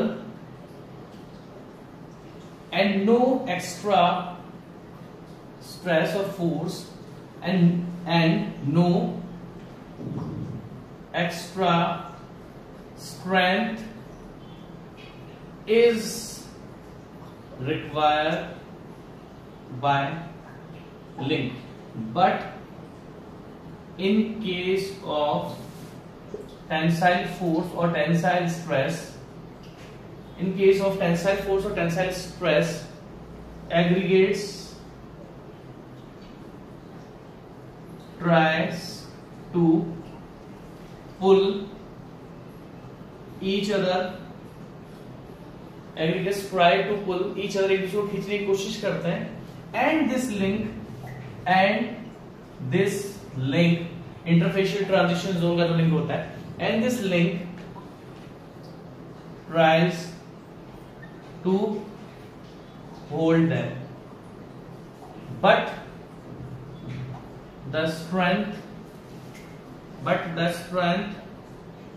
of link is less in comparison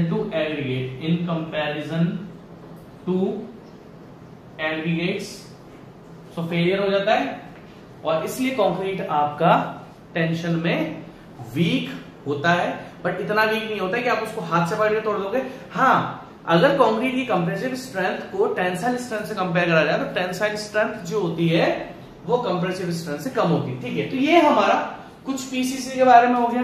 अब इसकी grade व्रेड जो भी होती है वो मैं आपको सब बताऊंगा, बट उससे पहले हम क्या करते हैं, उससे पहले हम डिस्कस कर लेते हैं आरसीसी। ठीक है, उससे पहले हम डिस्कस कर लेंगे आपका आरसीसी। इसको मिटा देता हूं मैं। ठीक है, ये आपने लिख लिया होगा मेरे ख्याल से, है ना। अब अभी तो आप भूल ही गए हो कि अभी तक तो मेरा type of concrete he topic चल रहा है। अभी तो मैं आपको कंक्रीट ही बता रहा हूं और कौन से नॉर्मल कंक्रीट यूज होते हैं, है ना। जिसमें अभी हमने क्या देखा, पीसीसी। अभी मैं आपको सब बताऊंगा, कहाँ यूज होता है, कितनी ग्रेड है, सब बताऊंगा, बट स्टेप बाय स्टेप चलेंगे। ऐसा नहीं एक बार में सब कुछ कि सर आपने पीसीसी के यूज नहीं बताया, कहां पर यूज होता है, सर डैम में यूज होता है, आपने डैम में तो बताएं, वो आगे का टॉपिक है, अभी का नहीं है ना। अभी मैं आपको ओनली थोड़ा सा कॉन्सेप्ट बता रहा हूँ, वो सब हमारा आगे का टॉपिक रहेगा। कितनी ग्रेड है, क्या ग्रेड है ना। अरे ग्रेड तो पता लग, पहले ये तो पता लगा ना ग्रेड ऑफ कंक्रीट फाइंड कहां से होती है। आपको ग्रेड ऑफ कंक्रीट ही पता नहीं होगी तो फिर कैसे काम चलेगा, है ना। अब मेरा जो नेक्स्ट है reinforced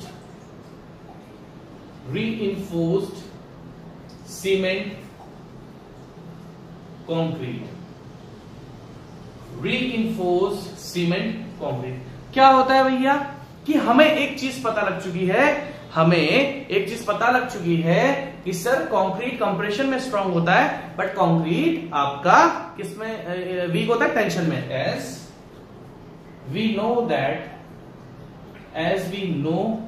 that concrete is strong in compression and weak in tension. ठीक है, लिख लेना होगा। तो क्या होता है, as concrete is weak in tension, हमें चीज पता है, as concrete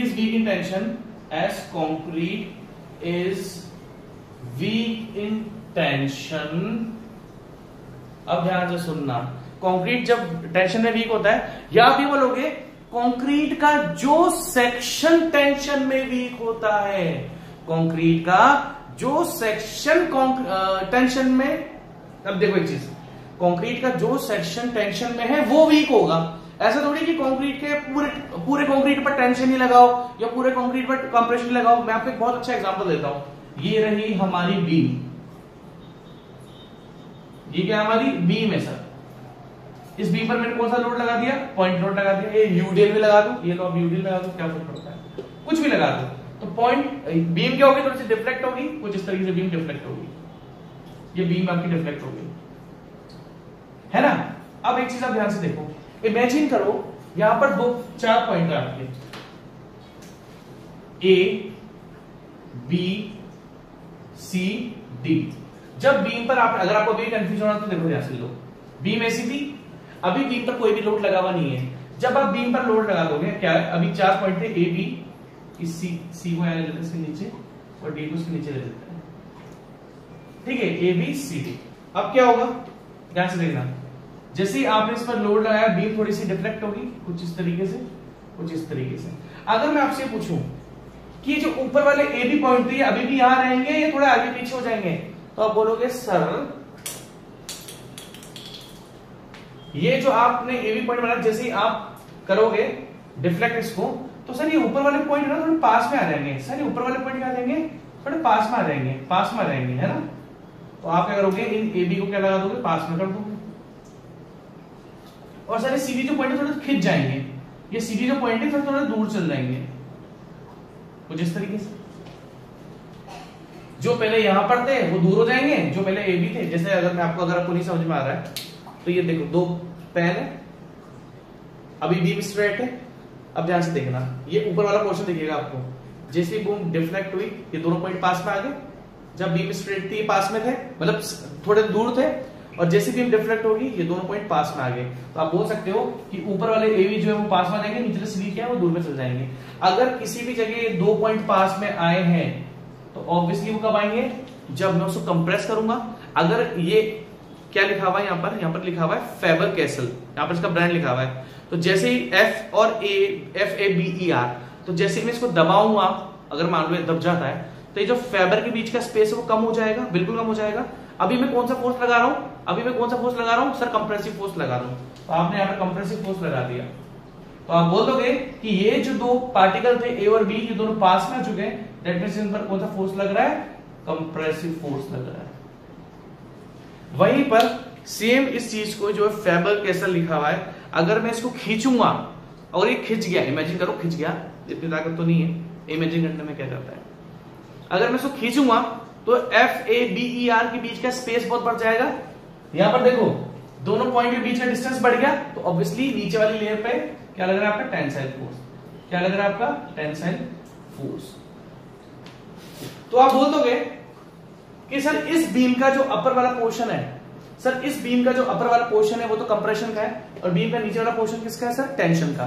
अभी तक हमने क्या जाना कि कंक्रीट आपका कंप्रेशन में तो स्ट्रांग होता है, तो ऊपर वाला सेक्शन तो पास है, बट कंक्रीट आपका टेंशन में क्या होता है, वीक होता है। तो नीचे वाला सेक्शन क्या हो गया, फेल हो गया। अब ये नीचे वाला सेक्शन जो फेल हुआ है क्योंकि कंक्रीट टेंशन में वीक है, क्रैक पड़ जाएगा आपका, ठीक है, फेलियर हो जाएगा आपका। तो कंक्रीट को इस चीज से बचाने के लिए हम इसमें क्या यूज कर लेते हैं, स्टील रीइंफोर्समेंट। क्यों यूज करा, क्योंकि अभी तक हमको इतना पता लग चुका है कि कंक्रीट आपका सर कंप्रेशन में तो स्ट्रांग होता है और टेंशन में वीक होता है। तो ये जो इसकी टेंशन की कमियां हैं कंक्रीट की, क्योंकि कंक्रीट टेंसाइल स्ट्रेस को नहीं झेल पा रहा है, कंक्रीट टेंसाइल स्ट्रेस को नहीं झेल पा रहा और यहां पर क्या हो जाएगा, फेलियर हो जाएगा। तो इस फेलियर को रिमूव करने के लिए कंक्रीट के अंदर जो भी टेंसाइल जोन होता है, इस फेलियर को रिमूव करने के लिए, कौन से फेलियर को, टेंसाइल स्ट्रेस के फेलियर को, फेलियर हो जाएगा। क्यों हो जाएगा, कंक्रीट टेंशन में वीक होता है। इस फेलियर को रिमूव करने के लिए हम कंक्रीट का जो भी टेंसाइल जोन है, कंप्रेसिव जोन नहीं, टेंसाइल जोन है। अब आप सोचोगे डबली रिइंफोर्स बीम, वो जो ऊपर वाला स्टील होता है वो कंप्रेसिव स्ट्रेंथ बढ़ाने के लिए होता है, टेंसाइल के लिए नहीं होता वो, ठीक है, वो मैं आपको बाद में बताऊंगा, ठीक है। अब कुछ लोगों के दिमाग में आ सकता है डबल रिइंफोर्स बीम में तो ऊपर नीचे दोनों हो सकता है, तो नीचे वाला टेंसाइल के लिए होता है, ऊपर वाला कंप्रेसिव स्ट्रेंथ बढ़ाने के लिए होता है, ठीक है, वो मैं आपको बाद में बताऊंगा। ये उनके लिए था जो थोड़े ज्यादा सोचते हैं, ठीक है। तो एक काम करते हैं, मैंने आपसे बोला कि कंक्रीट का कोई भी कंक्रीट है जो भी उसका टेंसाइल जोन होगा, हमें पता है कि टेंशन में वीक है, तो उस टेंसाइल जोन को भी स्ट्रॉन्ग बनाने के लिए हम क्या करते हैं, स्टील रीइंफोर्समेंट एम्बेडेड कर देते हैं। एम्बेडेड मतलब क्या होता है, उसके अंदर घुसा देते हैं, ठीक है।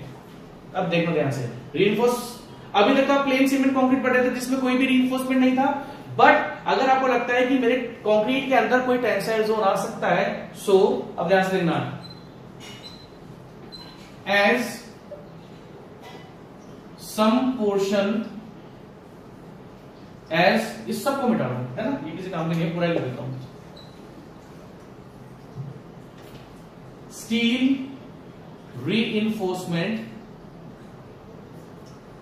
reinforcement is embedded into concrete. Steel reinforcement is embedded into concrete of its tensile zone, to make concrete strong in tensile zone. As the reinforcement is embedded, जैसे ही आप स्टील, देखो कंक्रीट के टेंसाइल जोन में जैसे आप steel reinforcement लगा दोगे तो जो उस जोन में जितना भी टेंसाइल स्ट्रेस लगने वाला है या टेंसाइल फोर्स लगने वाला है उसको आप कौन झेलेगा, उसको रिइंफोर्समेंट झेलेगा। कंक्रीट में कंप्रेशन लग रहा है, कंक्रीट खुद झेलेगा। अगर कंक्रीट के किसी पोर्शन पर टेंसाइल फोर्स या टेंसाइल स्ट्रेस लग रहा है तो उसको कंक्रीट तो झेल नहीं पाएगा, तो उसको झेलने के लिए हम उस टेंसाइल जोन में क्या लगा देते हैं, रिइंफोर्समेंट लगा देते हैं, ताकि भाई समझ रहे हो मेरी बात। कंक्रीट बोलता है मैं कंप्रेशन झेल लूंगा, टेंशन तो भैया स्टील तेरे को लेना पड़ेगा, ठीक है। तो कंक्रीट बोलता है, स्टील भी बोलता है कंक्रीट से कि तू टेंशन मत ले, टेंशन मैं लूंगा, ठीक है। तो स्टील क्या करता है, टेंशन खुद लेता है, टेंसाइल फोर्स खुद लेता है। That means steel reinforcement is embedded into concrete of its tensile zone to make concrete strong in tensile zone. As the reinforcement is embedded, as the reinforcement is embedded, all the tensile stress is taken up by steel. अब steel की तो खास बात है, tension में भी strong है, compression में भी स्ट्रांग है। तो स्टील बोलता है कंक्रीट से तो टेंशन मत ले, टेंशन मैं लूंगा। और जहां पर भी कंक्रीट का टेंसाइल जोन होगा वहां पर आप क्या लगा दोगे, स्टील रीइंफोर्समेंट लगा दोगे। क्यों लगा दोगे? क्योंकि स्टील टेंशन में भी स्ट्रांग है, स्टील कंप्रेशन में भी स्ट्रांग है। बट अभी हम स्टील को टेंशन की ले रहे हैं। और एक चीज और ध्यान रखना, ये मत सोचना कि सर अगर मैंने स्टील रीइंफोर्समेंट लगा दिया, तो क्या कंक्रीट में स्ट्रेस अलग होगा, टेंसाइल में स्टील में स्ट्रेस अलग होगा? नहीं, आपको इसका बॉन्ड इस तरीके से बनाना है कि किसी भी पॉइंट पर जो स्टील के अंदर स्ट्रेस होगा ना, वही कंक्रीट के अंदर स्ट्रेस होता है। अगर स्टील का आप कोई सा भी पोर्शन ले लोगे ना, तो जो उसके अंदर स्ट्रेस होता है वही आपका कंक्रीट के अंदर होगा। इसको हम बोलते हैं स्ट्रेन सस्टेनेबिलिटी। तो अब इतना ज्यादा मत पढ़ो, ठीक है। And the stress at any point in steel is equal to, and the stress at any point in the steel is equals to the stress at any point of concrete। किसी भी पॉइंट पर अगर मान लो steel reinforcement है, तो जहां पर stress steel में होगा वही कंक्रीट में होगा। और स्टील रिइंफोर्समेंट यूज करने से क्या होता है, कंक्रीट ऐसे तो आपका ब्रिटल होता है, बट जैसे आप स्टील रिइंफोर्समेंट उसमें डाल देते हो तो वो डक्टाइल बन जाता है। डक्टाइल का मतलब ये नहीं बहुत ज्यादा डक्टाइल बन जाएगा। आपने जैसे ही स्टील रिइंफोर्समेंट लगा दिया तो कंक्रीट थोड़ा सा डक्टाइल बन जाता है। डक्टाइल का मतलब क्या होता है कि फेलियर से पहले अब वो थोड़ा बहुत आपको सिंबल देगा। क्या देगा? ब्रिटल मटेरियल एकदम से टूट जाता है, वहीं पर डक्टाइल मटेरियल फेलियर से पहले एक इंडिकेशन देता है कि मैं फेल होने वाला हूं। तो जैसे आपने स्टील रिइंफोर्समेंट आरसीसी में लगा दिया, अगर मैं पीसीसी की बात करूंगा और आपने उसमें टेंसाइल फोर्स लगा दिया, तो वो कोई भी फेलियर शो नहीं करेगा, एकदम से टूट जाएगा। प्लेन सीमेंट कंक्रीट तो एकदम से टूट जाता है। बट अब हमने क्या कर दिया, जो प्लेन सीमेंट कंक्रीट था उसमें हमने स्टील रिइंफोर्समेंट को एम्बेडेड कर दिया, मतलब घुसा दिया, लगा दिया। उस कारण क्या होगा कि अब जो आरसीसी हो गया वो फेलियर होने से पहले आपको इंडिकेशन देगा। क्यों देगा? क्योंकि कहीं ना कहीं आपने उसको थोड़ा बहुत डक्टाइल आपने उसको बना दिया है, ठीक है।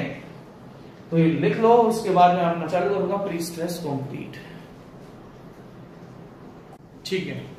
तो ये कुछ आरसीसी की कहानी थी जो आपको समझ में आ गया, कोई ज्यादा टफ था नहीं।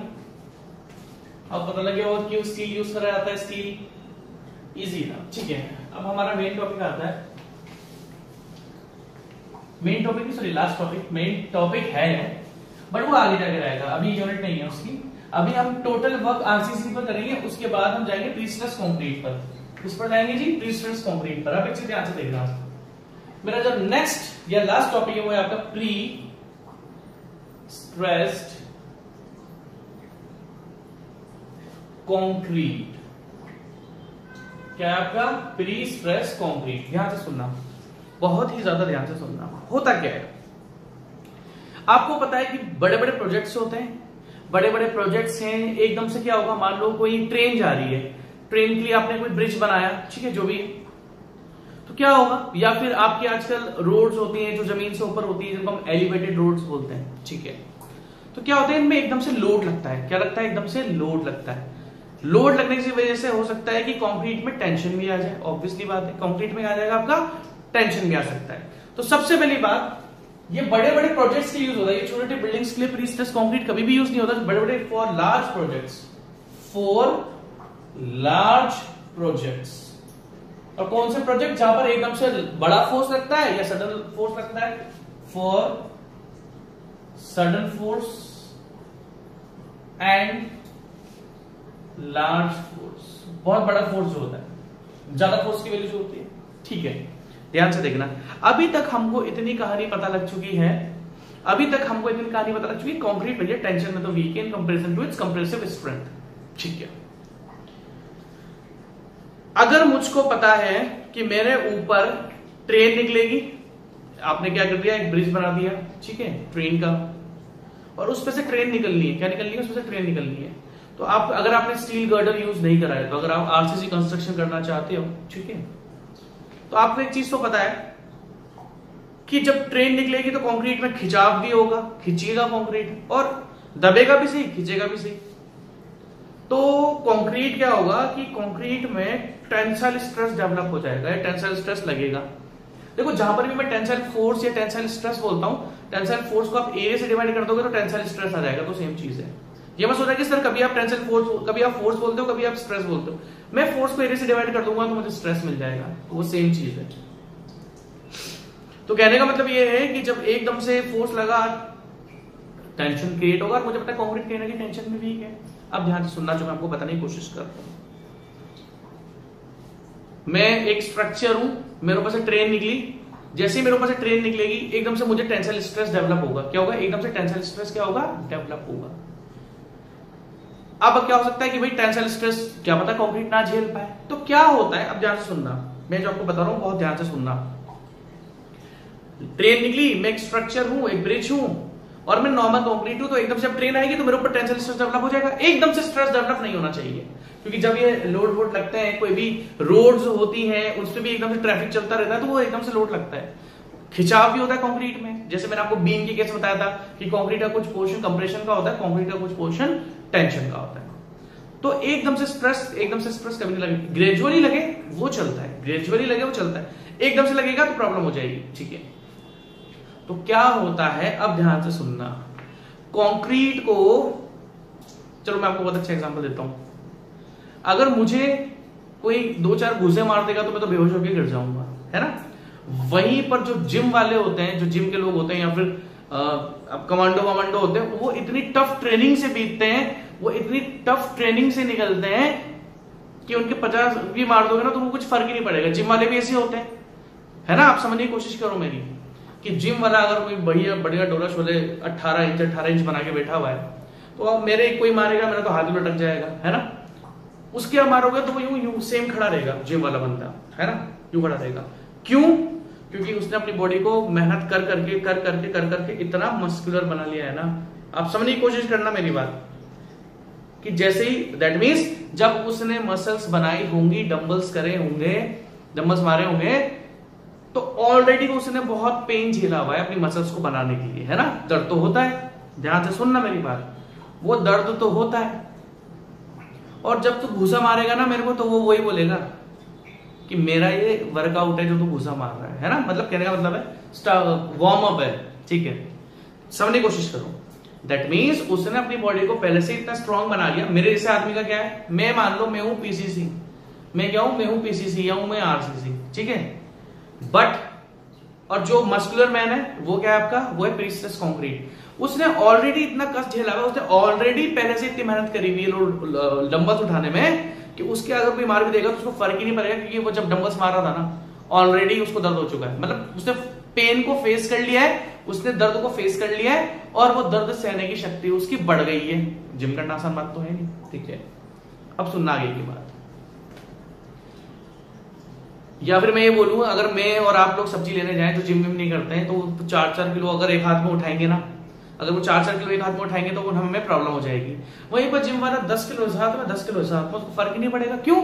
अरे भैया उसने 15-15 किलो के डंबल उठाए हुए, एक हाथ में 15-15 किलो के डंबल उठाए हुए होंगे, तो 10 किलो सब्जी उठा लेगा तो क्या फर्क पड़ता है। सेम कहानी प्रीस्ट्रेस कंक्रीट की है, सेम कहानी प्रीस्ट्रेस कंक्रीट की है, कि जब आपको पता है कि स्ट्रक्चर में मेरे एकदम से टेंसाइल फोर्स लगेगा, टेंसाइल स्ट्रेस जनरेट होगा, तो पहले ही इसमें इतना टेंसाइल स्ट्रेस डेवलप कर दो, पहले ही इसमें इतना टेंसाइल स्ट्रेस डेवलप कर दो कि जब एकदम से लोड आएगा तो उसको कुछ फर्क ही नहीं पड़ेगा। कहने का मतलब यह है कि जब जिम वाला बंदा 15-15 किलो के डंबल मार सकता है, तो जब वो 10-10 किलो उठाएगा तो उसको क्या फर्क पड़ेगा।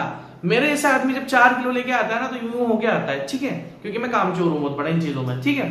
बट जो ऑलरेडी जिम जा चुका है, जिसने एक हाथ में 15 किलो, एक हाथ में 15 किलो उठाया हुआ है, वो 10-10 किलो भी एक हाथ में उठा के ले आएगा, उसको फर्क ही नहीं पड़ेगा। क्यों? उसने ऑलरेडी वर्कआउट करा हुआ है अपने आप को स्ट्रांग बनाने के लिए। यही हमारा प्रीस्ट्रेस कंक्रीट है। क्या है? यही हमारा प्रीस्ट्रेस कंक्रीट है, कि आपको पता है कि ट्रेन आएगी, इतना लोड लगेगा, इस लोड की वजह से इस जगह इतना टेंसाइल स्ट्रेस डेवलप होगा, तो पहले ही उसमें टेंसाइल स्ट्रेस डेवलप कर दो, पहले ही उसमें क्या कर दो, टेंसाइल स्ट्रेस डेवलप कर दो। कल को आएगा तो फर्क ही नहीं पड़ेगा, क्योंकि उससे ज्यादा स्ट्रेस तो हमने ऑलरेडी जनरेट करा हुआ है। और इसी टाइप के कंक्रीट को हम क्या बोलते हैं, प्री स्ट्रेस कंक्रीट, जिसमें हम ऑलरेडी लोड लगने से पहले, before, pre stress concrete is defined as it consist of high strength steel wires. क्या होता है? पतले पतले से वायर होते हैं 5 से 6 mm के, 6 mm के, ठीक है, 6 mm का ले लेते हैं। पतले पतले से वायर्स होते हैं और उन वायर्स को हम बंडल्स में बना देते हैं। समझ रहे हो मेरी बात? पतले पतले से वायर होते हैं। क्या होता है, अब मेरी चीज ध्यान से सुनना, ये कंक्रीट स्ट्रक्चर है, मुझे पता है एकदम से सब्जेक्टेड होगा, डायनामिक लोड, एकदम से लोड लगेगा इसमें। तो क्या होता है, इसके अंदर होल्स छोड़ दिए जाते हैं। क्या होता है, इसके अंदर एक होल्स छोड़ दिए जाते हैं, डक्ट बोलते हैं इसको। क्या बोलते हैं? डक्ट। पहले इसमें डक्ट छोड़ दिए जाते हैं क्योंकि आपको पता है कि एकदम से स्ट्रक्चर पे डायनामिक लोड लगेगा। तो क्या होता है, हम डायनामिक लोड लगने से पहले इसके अंदर केबल्स होती हैं। देखो 3 चीज होती हैं, टेंडन्स,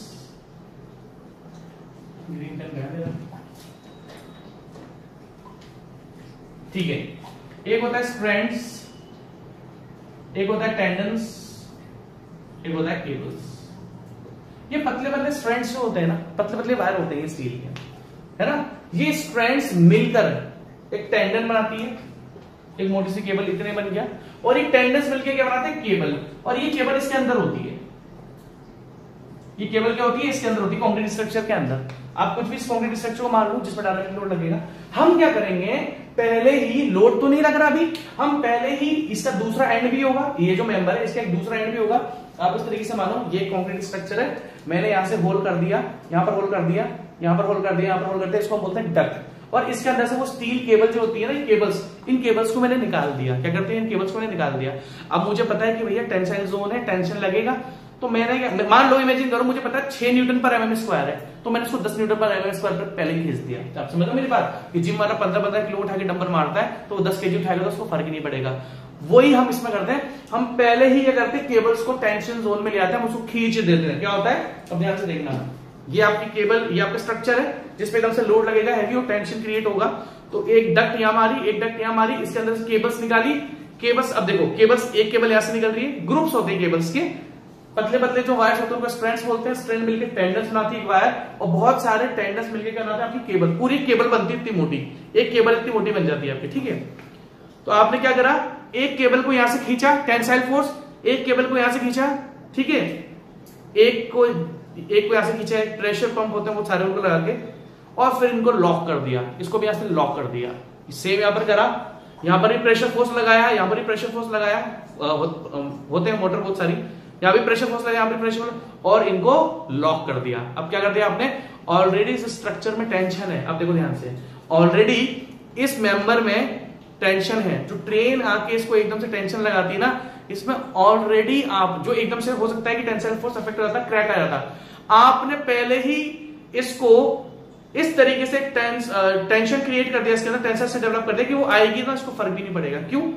क्योंकि लग गई मेरे यार, ठीक है, क्योंकि आपने ऑलरेडी इसमें टेंशन क्रिएट करा हुआ है। अब पहली बार, 2 टाइप के स्ट्रक्चर होते हैं, एक होता है पोस्ट टेंशनिंग, एक होता है प्री टेंशनिंग। प्री टेंशनिंग का मतलब क्या है कि पहले ही हम स्ट्रक्चर में टेंशनिंग कर लेते हैं, और एक क्या होता है कि पूरा मेंबर कास्ट हो जाता है और फिर आप उसको साइड पर जाके फिर उसकी टेंशनिंग करते हो, है ना, सिंपल सी बात है। टेंशनिंग मतलब आपने ये जितनी भी केबल से इनको आप खींच के टेंशन क्रिएट कर देते हो इसके अंदर, कि कल को लोड आएगा तो पहले ही मेंबर पे टेंसाइल स्ट्रेस डेवलप होकर रखा है, तेरे आने से हमको फर्क ही नहीं पड़ता है क्योंकि हमने जिम करा हुआ है, ठीक है। उसी तरीके से साइड कंडीशंस को देखते हुए ये आपकी क्या होती है, टेंशनिंग 2 टाइप की होती है। मैंने आपसे क्या बोला, it consist of high strength steel wires tension into concrete, tension into, पहले ही इसकी टेंशनिंग कर दी जाती है। और ये 2 टाइप के होते हैं, pre tensioning and post tensioning. Post tensioning, अब प्री टेंशनिंग पोस्ट टेंशनिंग का मतलब क्या है कि जब स्ट्रक्चर कास्ट हो रहा है, जब उसमें कंक्रीट पोर हो रहा है, पोर होने का मतलब कंक्रीट डाला रहा है, उसी टाइम ही खींच दिया जाता है। और मैंने आपको क्या बताया था कि यहाँ पर 2 होल कर दिए जाते हैं, फिर साइड पे जाकर इसको करते हैं, उसको बोलते हैं पोस्ट टेंशनिंग। साइड कंडीशंस के अकॉर्डिंग है क्या, प्री टेंशनिंग और पोस्ट टेंशनिंग। अब मैं आपको इसकी ग्रेड ऑफ कंक्रीट भी बता दूं, ये बहुत हाई ग्रेड ऑफ कंक्रीट होता है। अभी मैंने आपको ग्रेड बताया नहीं इसलिए मैं आपको कुछ बोल नहीं रहा, बट याद रखना कि पोस्ट टेंशनिंग के लिए ग्रेड होती है M30 मिनिमम, और प्री टेंशनिंग के लिए ग्रेड होती है आपकी M40, ठीक है। तो ये अगर आपको M अगर नहीं पता है तो हम इसको आगे पढ़ेंगे, तो ठीक है। ये डिफरेंट टाइप्स ऑफ कंक्रीट है जो हमने अभी डिस्कस करे हैं। आपने देखा होगा किस तरीके से हमने different type of concrete use करे हैं। अब मैं आपको नेक्स्ट टॉपिक पढ़ाऊंगा, आज ही पढ़ाऊंगा, ठीक है, कि आप कंक्रीट की कंप्रेसिव स्ट्रेंथ फाइंड कैसे करते हो। आप कंक्रीट की कंप्रेसिव स्ट्रेंथ फाइंड कैसे करते हो वो हम डिस्कस करेंगे। आप इसको थोड़ा बहुत लिख लो, ठीक है। चालू करते हैं हम अपने आगे के टॉपिक।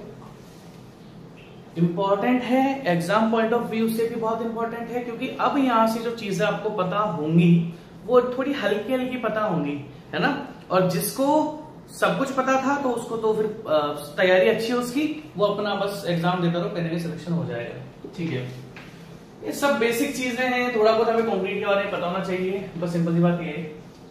तो मैंने आपको बता दिया, बट अब वो चीजें स्टार्ट होने वाली है धीरे धीरे करके, जो आपके एग्जाम में डायरेक्ट पूछी जाती है, सब डायरेक्ट पूछी जाएगी आपसे, ठीक है। तो मैं बात कर रहा हूं कि कंक्रीट, अब हम क्या करेंगे, अब थोड़ा सा हमें ना वापस से पीसीसी, मतलब मैं कंक्रीट की बात कर रहा हूं, आरसीसी या प्री-स्ट्रेस कंक्रीट की बात नहीं कर रहा हूं, मैं ओनली कंक्रीट की बात कर रहा हूं जिसमें कोई रीइंफोर्समेंट आपका नहीं है, ठीक है जी। तो मेरा नेक्स्ट टॉपिक है वो है आपका डिटर्मिनेशन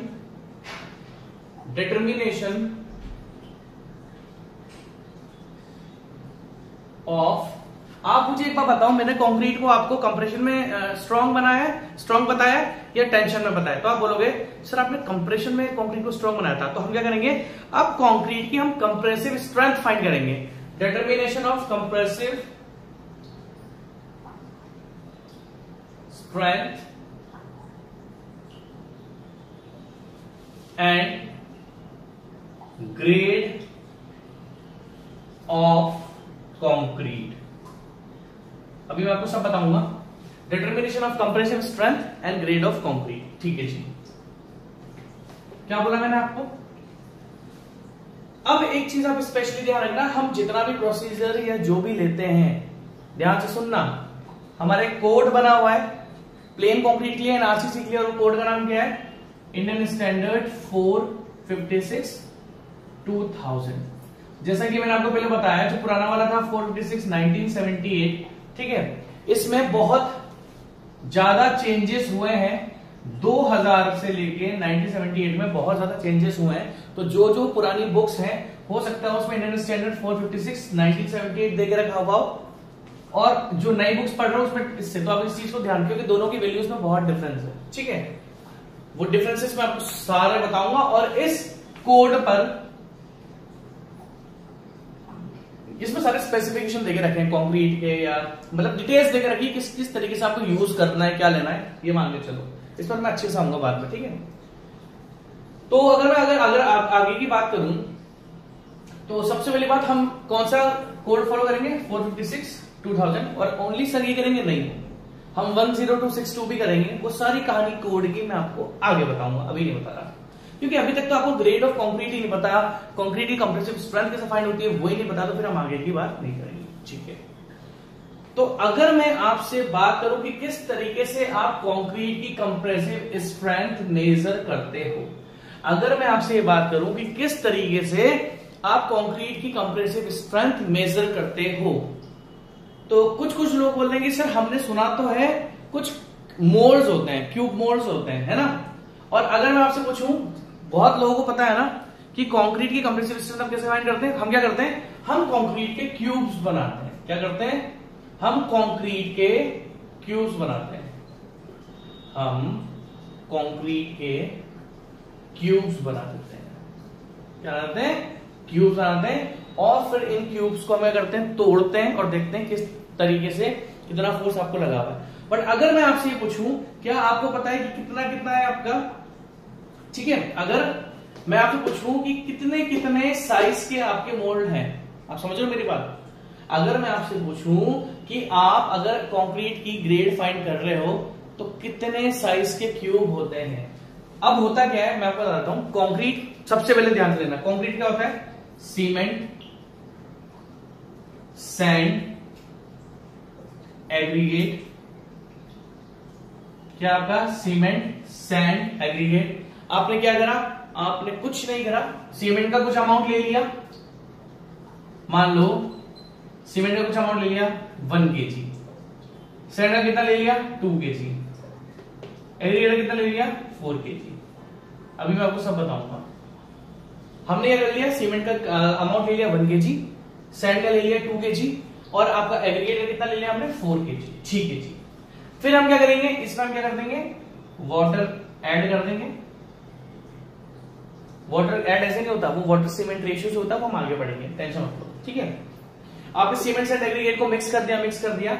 अब मिक्स करने के बाद आपने इसमें क्या कर दिया, वाटर, तो आपको क्या मिल जाएगा, कंक्रीट मिल जाएगा इन लिक्विड फॉर्म। क्या मिल जाएगा आपको, कंक्रीट मिल जाएगा इन लिक्विड फॉर्म। ठीक है जी, कंक्रीट मिल गया। अब क्या होगा, अब क्या होता है, IS 456 ने, इंडियन स्टैंडर्ड 456 ने आपको मोल्ड्स दे के रखे हैं, MOULDS। मोल्ड्स क्या होते हैं, साचे खाचे जो बोलते हैं। किस शेप में होता है ये आपका स्क्वायर शेप में होता है, ठीक है। मोल्ड्स का मतलब मैं बताऊंगा, जैसे मान लो, कैसे बताऊं, जैसे मान लो ग्लास है आपका खाली, उसके अंदर अगर मैं कंक्रीट डालूंगा तो वो ग्लास बन जाएगा बिल्कुल इस तरीके से। तो उसी तरीके से मोल्ड्स के होते हैं, साचे होते हैं, लकड़ी के भी होते हैं, प्लास्टिक के भी होते हैं, बट मेनली हम जो यूज करते हैं कास्ट आयरन के होते हैं। मैं आपको बनाकर दिखाता हूं। सबसे बड़ा कंफ्यूजन है लोगों को, बहुत बड़ा कंफ्यूजन है लोगों को, कि कौन से साइज का मोल्ड होता है ना, कौन से साइज का मोल्ड होता है। तो ध्यान से देखना जो मैं आपको बता रहा हूं, जो इंडियन स्टैंडर्ड 456 ने, अभी आपको बहुत बड़ा कंफ्यूजन बता रहा हूं मैं आपको। इसमें आपका 50 mm, 100 mm, 225 mm, 300 mm, ये सारे मोड्स देके रखे हैं आपको। आप समझ रहे मेरी बात। अगर आप ये सोच रहे हो कि मोड्स नहीं देके रखे हैं, तो ये सारे मोड्स आपके देके रखे हैं, ठीक है। अब अगर मैं आपसे पूछूं कि कंक्रीट का जो आप क्यूब, आप, मैंने आपसे क्या बोला कि सबसे पहले हम कंक्रीट बनाएंगे और फिर उसको जो आपके फ्रेम्स बोल दो, क्यूब्स बोल दो, एक मोल्ड होता है MOULD, एक साचा जैसा होता है जो कि ऊपर से ओपन होता है और बाकी हर साइड में। अभी मैं बना के दिखाऊंगा आपको, ठीक है, बना ही देता हूं, कोशिश करता हूं। वैसे तो मेरी नहीं है अच्छी ड्राइंग, कोशिश करने में क्या जाता है।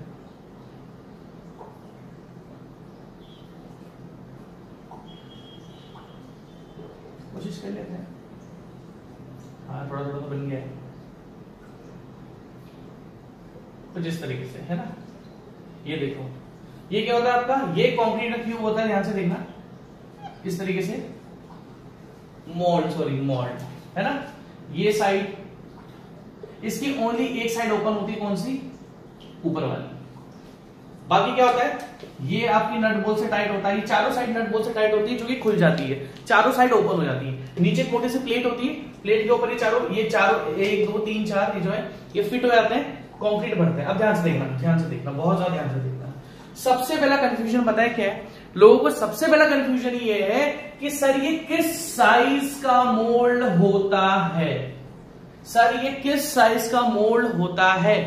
तो अगर मैं आपसे पूछूं कि according to Indian standard 456, Indian standard 456 ने तो आपको इतने सारे क्यूब्स देके रखे हैं कि इतने सारे मोल्ड है मेरे पास, बताओ कौन सा लोगे।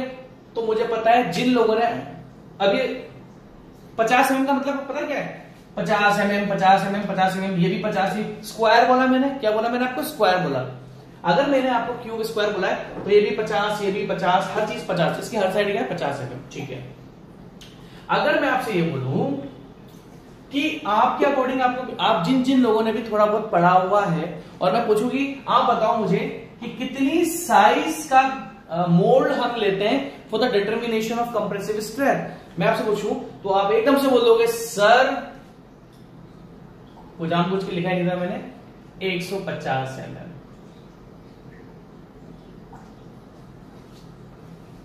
ठीक है, आप क्या बोल दोगे सर 150 mm, इसलिए मैंने गायब कर देखा था, ठीक है। क्योंकि आप यही सोच रहे होंगे ना कि सर हमने तो जो पढ़ा है वो 150 पे पढ़ा है, आपने तो वो गायब ही कर रखा था। सिंपल सी बात है, मैंने आपसे बोला जो इंडियन स्टैंडर्ड है उसने ये सब देके रखे हैं, ये मैंने जानबूझ के लिखा था, मुझे पता था कि नजर ये पड़ेगी डायरेक्ट।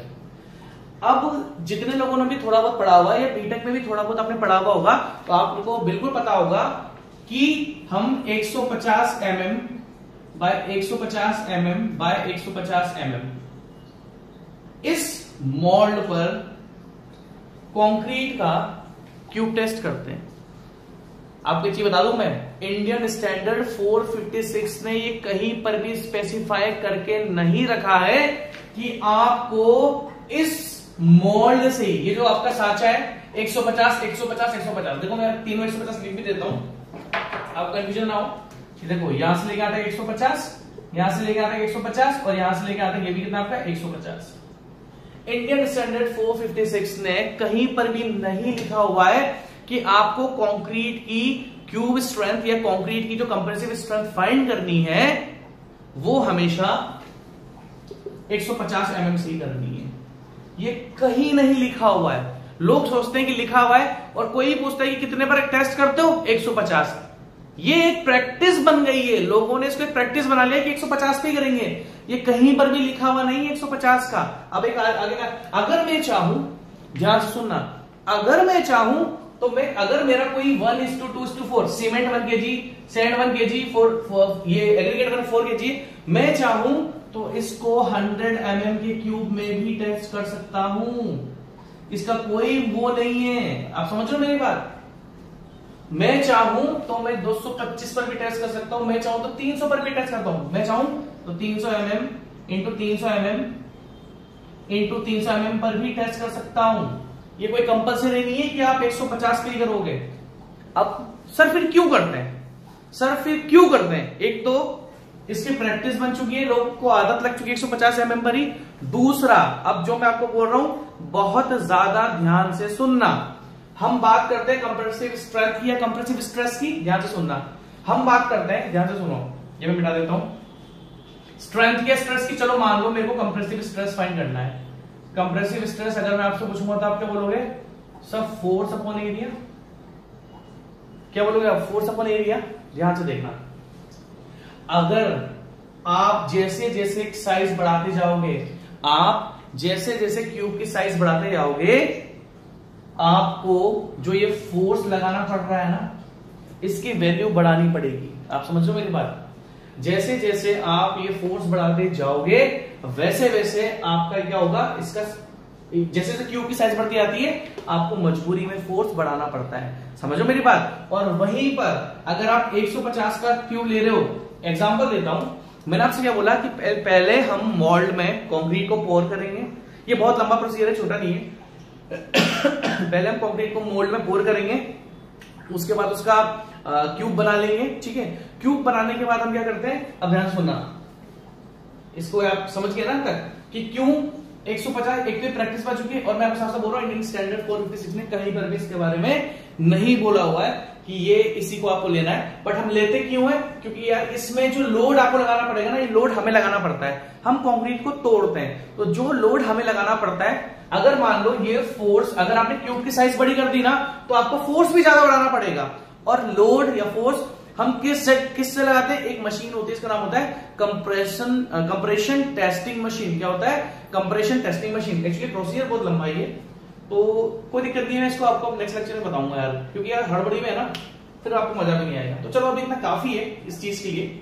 और एक और चीज याद रखना, ये जो एग्रीगेट बता रहा मैंने आपको लास्ट में, इसको हम नेक्स्ट लेक्चर में करेंगे। ये जो एग्रीगेट है आपके, ध्यान से सुनना, अगर एग्रीगेट 40 mm तक है, अगर एग्रीगेट 40 mm तक है तो सबसे ज्यादा सुटेबल कौन सा रहता है? 150। और अगर एग्रीगेट, अगर आपके एग्रीगेट 20 mm से कम है, किससे mm से कम है? 20 mm से कम है, तो उसके लिए कौन सा सुटेबल रहता है?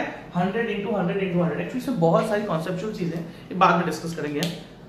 काफी आज के लिए इतना ही, ठीक है, चलो बाय।